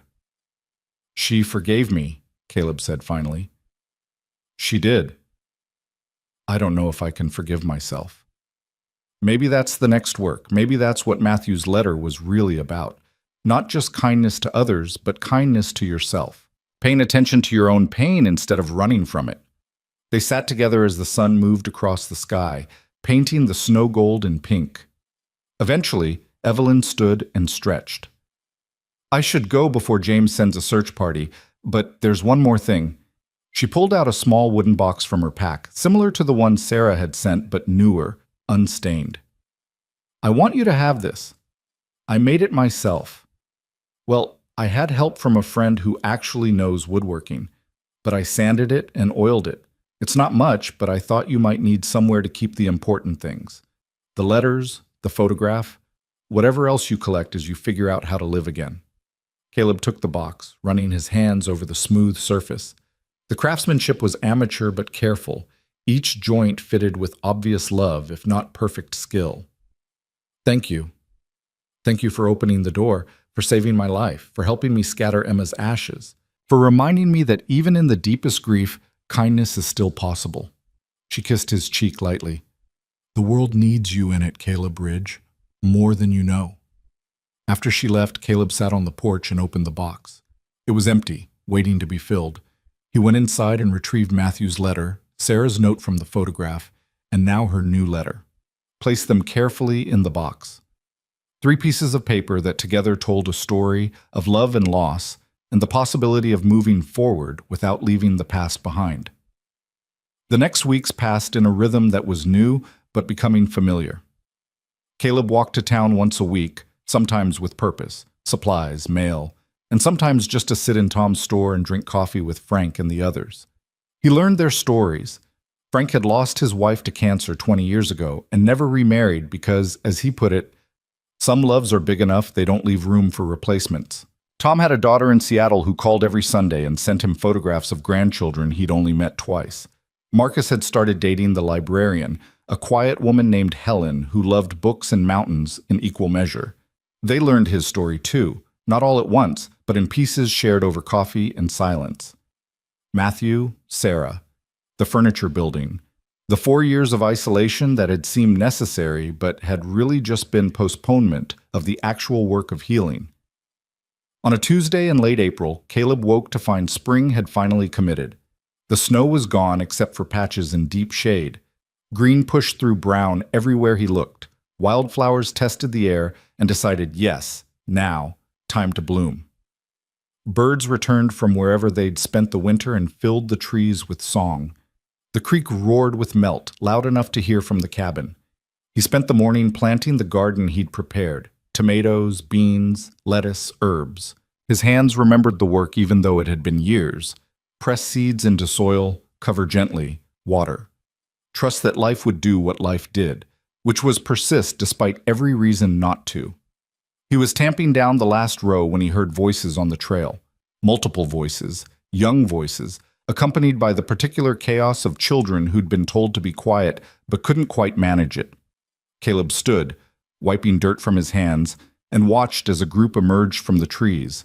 Evelyn led them, followed by a dozen children ranging from maybe 7 to 12, all wearing backpacks and looks of determined adventure.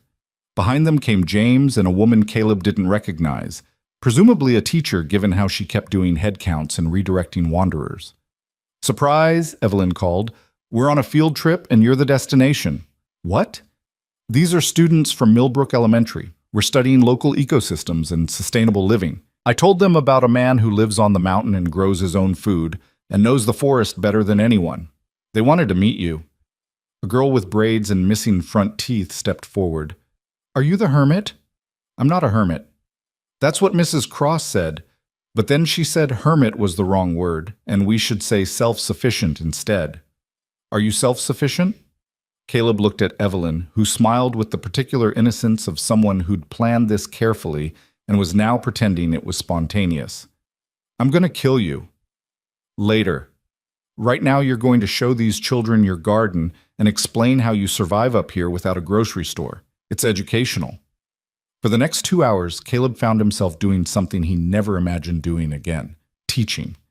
He showed them the garden and explained crop rotation, demonstrated the rain barrel system he'd built for water collection, let them examine the rabbit snares and explained why humane trapping mattered, took them on a short hike and identified edible plants, warning them never to eat anything unless they were absolutely certain of what it was. The children asked endless questions, some serious, "How do you stay warm in winter?" and some delightfully absurd, "Have you ever seen a bear wearing a hat?" He answered them all with a patience he didn't know he possessed, and found himself enjoying it, enjoying their curiosity and energy and the way they looked at his isolated life as an adventure rather than an exile. During a break while the children ate lunch, James approached.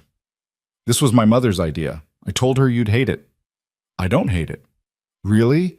Because you look like someone who's being tortured." "I look like someone who hasn't been around children in years and forgot how exhausting they are." Caleb paused. "But exhausting in a good way. In a way that makes you feel useful. That's what Mom said you needed, to feel useful to someone other than yourself." "She's manipulative."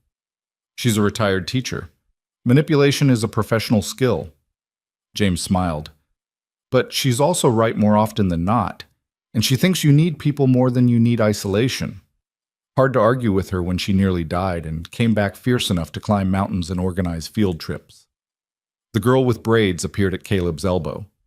"Mr. Ridge, can I ask you something personal?" "Depends on how personal." "Mrs. Cross said you had a son who died. Is that true?" The question should have hurt, should have sent him spiraling into the defensive walls he'd built so carefully. Instead, it just felt like a question, asked with the honest curiosity of someone too young to know that some topics were supposed to be forbidden. "Yes, his name was Matthew." "Was he nice?" "Very nice. He loved mountains, wanted to protect them." "Like a superhero?" "Kind of like that, yes." "I'm sorry he died. My grandpa died last year and it made me really sad. But my mom says we remember people by being kind, like they were kind." "Was your son kind?" Caleb's throat tightened. "Yes, he was very kind." "Then I'll try to be kind too, and that way it's like he's still here a little bit." She ran off to rejoin her friends, leaving Caleb standing there with tears running down his face and something that felt like healing cracking his chest open. James put a hand on his shoulder and said nothing, because nothing was needed. When the children left, they left behind a mess of trampled grass and a garden that had been very enthusiastically examined. They also left behind something harder to quantify, evidence that life continued, that curiosity persisted, that the world kept making new people who needed to learn about mountains and kindness, and the way paying attention was the most important work. As the sun set, Caleb stood in his doorway and looked at the cabin that had been his sanctuary and his prison in equal measure. The mountains rose around him, permanent and indifferent, but inside the box Evelyn had made sat on the shelf, and inside that box were letters proving he wasn't alone, had never really been alone, even when he'd tried his hardest to make it so. He thought about Matthew's letter and Sarah's forgiveness and Evelyn's impossible journey through a storm. He thought about children asking questions and Frank's stories and Marcus learning to pray again. He thought about how opening one door had led to opening others until isolation became connection and hiding became healing. The next morning, Caleb made a decision. He packed a bag with tools and hardware and started down the trail to town. He found James at the house helping Evelyn with yard work, and he asked a question that 6 months ago would have been impossible. "You said you need help with repairs. I'm a carpenter, or was, or can be again, if you need someone." James straightened, surprised. "Are you offering to work in town?" "Once a week, maybe. Nothing permanent. But I could help with builds, repairs, whatever needs doing, in exchange for company. for reminders that there's a world down here worth being part of. We could use the help, and I think you could use the purpose. I think you're right. Over the following months, Caleb developed a new routine. 5 days a week in his cabin, living the isolated life he'd built. 2 days in town, working on whatever projects needed skilled hands. He repaired Frank's porch and built bookshelves for the library and constructed raised garden beds for the elementary school. The work was good, familiar, satisfying in ways he'd forgotten physical creation could be. He started eating dinner at Evelyn's house most Tuesday nights, and those dinners expanded to include James and his new girlfriend, Marcus and Helen, Tom and whoever else wandered through. The table filled with food and conversation and laughter that Caleb contributed to more naturally as weeks became months. Sarah called one evening in June, and they talked for an hour about small things and large things and all the things in between. She told him about her new relationship, and he was genuinely happy for her. He told her about the children's field trip, and she cried and said Matthew would have loved that. They didn't make plans to see each other, some distances were better maintained, but they made plans to keep talking, and that felt like enough. In August, a package arrived at the general store. Caleb opened it to find a photograph of Sarah smiling in front of a classroom, surrounded by students, looking happy in a way he remembered from before grief had rewritten both their faces. On the back, she'd written, "Still teaching, still trying, still carrying him with love. Thank you for reminding me we can both heal without forgetting." On a morning in late September, Caleb woke to the first frost of autumn silvering the grass. He made coffee and sat on the porch watching the sun paint the valley in shades of gold. The wooden box sat beside him, fuller now than when Evelyn had given it to him. Letters from Sarah, photographs she'd sent, a small carved bird that one of the children from the field trip had made and insisted he keep. A note from Frank that said simply, "You're doing good, son. Keep at it." The mountain was still there, permanent and indifferent. The cabin was still there, shelter against weather and grief. But Caleb was different. Not healed. Healing was ongoing work. Not a destination, but healing. Learning to carry Matthew's memory with love instead of just pain. Learning that kindness to others started with kindness to himself. Learning that isolation was a choice he could continue making or could choose differently. People in town started calling the trail to his cabin Mercy Path, though Caleb never learned who started it, but the name stuck, appearing on the hiking maps the ranger station distributed, becoming part of the mountain's geography. He didn't mind. There was truth in it. Mercy had been shown to him in a storm, and he was learning to show it to himself, to let it inform his choices instead of fear. On a cold November morning, exactly 6 years after Matthew's death, Caleb walked to the ridge where they'd scattered Emma's ashes. He brought Matthew's photograph and his letter and sat in the wind remembering. Not just the death, but the life. The hiking and the laughter and the boy who'd understood that paying attention was the most important work.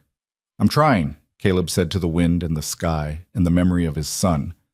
"I'm trying to be the person you thought I was. The one who's kind even when it's hard. The one who pays attention. The one who opens doors instead of closing them." The wind carried his words into the infinite blue, and Caleb sat until cold forced him to move, then climbed back down to the cabin that was no longer just a hiding place but a home, a place he could leave and return to, a place that connected him to the world instead of severing him from it. That evening, he built up the fire and opened the wooden box, added another piece, a letter he'd written to Matthew but would never send, telling his son about the children who asked questions and the town that had adopted him and the slow work of learning to live again. Sealed it and put it with the others, a collection of connections that proved memory could be gentle instead of just painful. The door stayed open 6 inches, letting in cold and possibility. And Caleb sat by the fire thinking about storms and mercy and the strange paths that brought people together. Thinking about how compassion, once chosen, could turn survival into meaning. Thinking about how one woman's desperate knock on a door in a blizzard had cracked open a world he thought he'd closed forever. The fire burned. The night deepened. And somewhere in the darkness, the mountain stood permanent and patient, witnessing it all without judgment, just paying attention, the way Matthew had understood attention mattered. The way Caleb was finally learning to pay attention again, to himself, to others, to the possibility that broken things could be gentle with their sharp edges instead of wielding them as weapons. The cabin was proof. The town was proof. The trail they called Mercy Path was proof. That opening one door could lead to opening others. That kindness wasn't weakness, but the hardest work there was. That you could carry grief and joy simultaneously, loss and love, memory and hope, all of it together without any piece diminishing the others. Caleb Ridge had climbed a mountain to hide from the world, but the world had found him anyway, in a storm, in a letter, in a child's question, in a town's quiet acceptance. And he was learning that being found wasn't the same as being caught, that sometimes being seen was exactly what you needed, even when you thought you needed to disappear. The fire burned low, the stars emerged, and Caleb finally allowed himself to believe that Matthew would be proud of him. Not for the hiding, but for the slow journey back. Not for the isolation, but for learning when to end it. Not for the grief, but for transforming it into something that could coexist with living. Tomorrow would bring its own challenges. The mountain would still be there, indifferent and eternal. But tomorrow, Caleb would wake and tend his garden, and maybe walk to town, and definitely keep trying to be the kind of person who opened doors in storms, who paid attention, who chose gentleness even when everything was hard, because that was the work Matthew had understood. That was what Evelyn had shown him. That was what the mountain taught anyone patient enough to listen. That mercy, once offered, creates pathways both ways. That compassion given returns as compassion received. That the smallest gesture, 3 knocks in a storm, a door cracked open, a letter carried across years, could change everything. The cabin stood solid, the fire burned warm, and Caleb Ridge, survivor of grief, builder of walls, opener of doors, sat in the peace that comes from finally understanding that isolation was never the answer, that healing required witness, that you could lose everything and still find reasons to be kind. The mountain remembered, the valley remembered, and the path they called mercy would remember too, would carry his story forward in the names of trails and the memories of children and the quiet knowledge of a town that had seen a man break and helped him slowly reassemble. Not perfectly, never perfectly, but well enough to keep living, well enough to keep trying, well enough to prove that mercy made visible could light even the darkest places if you were brave enough to let it.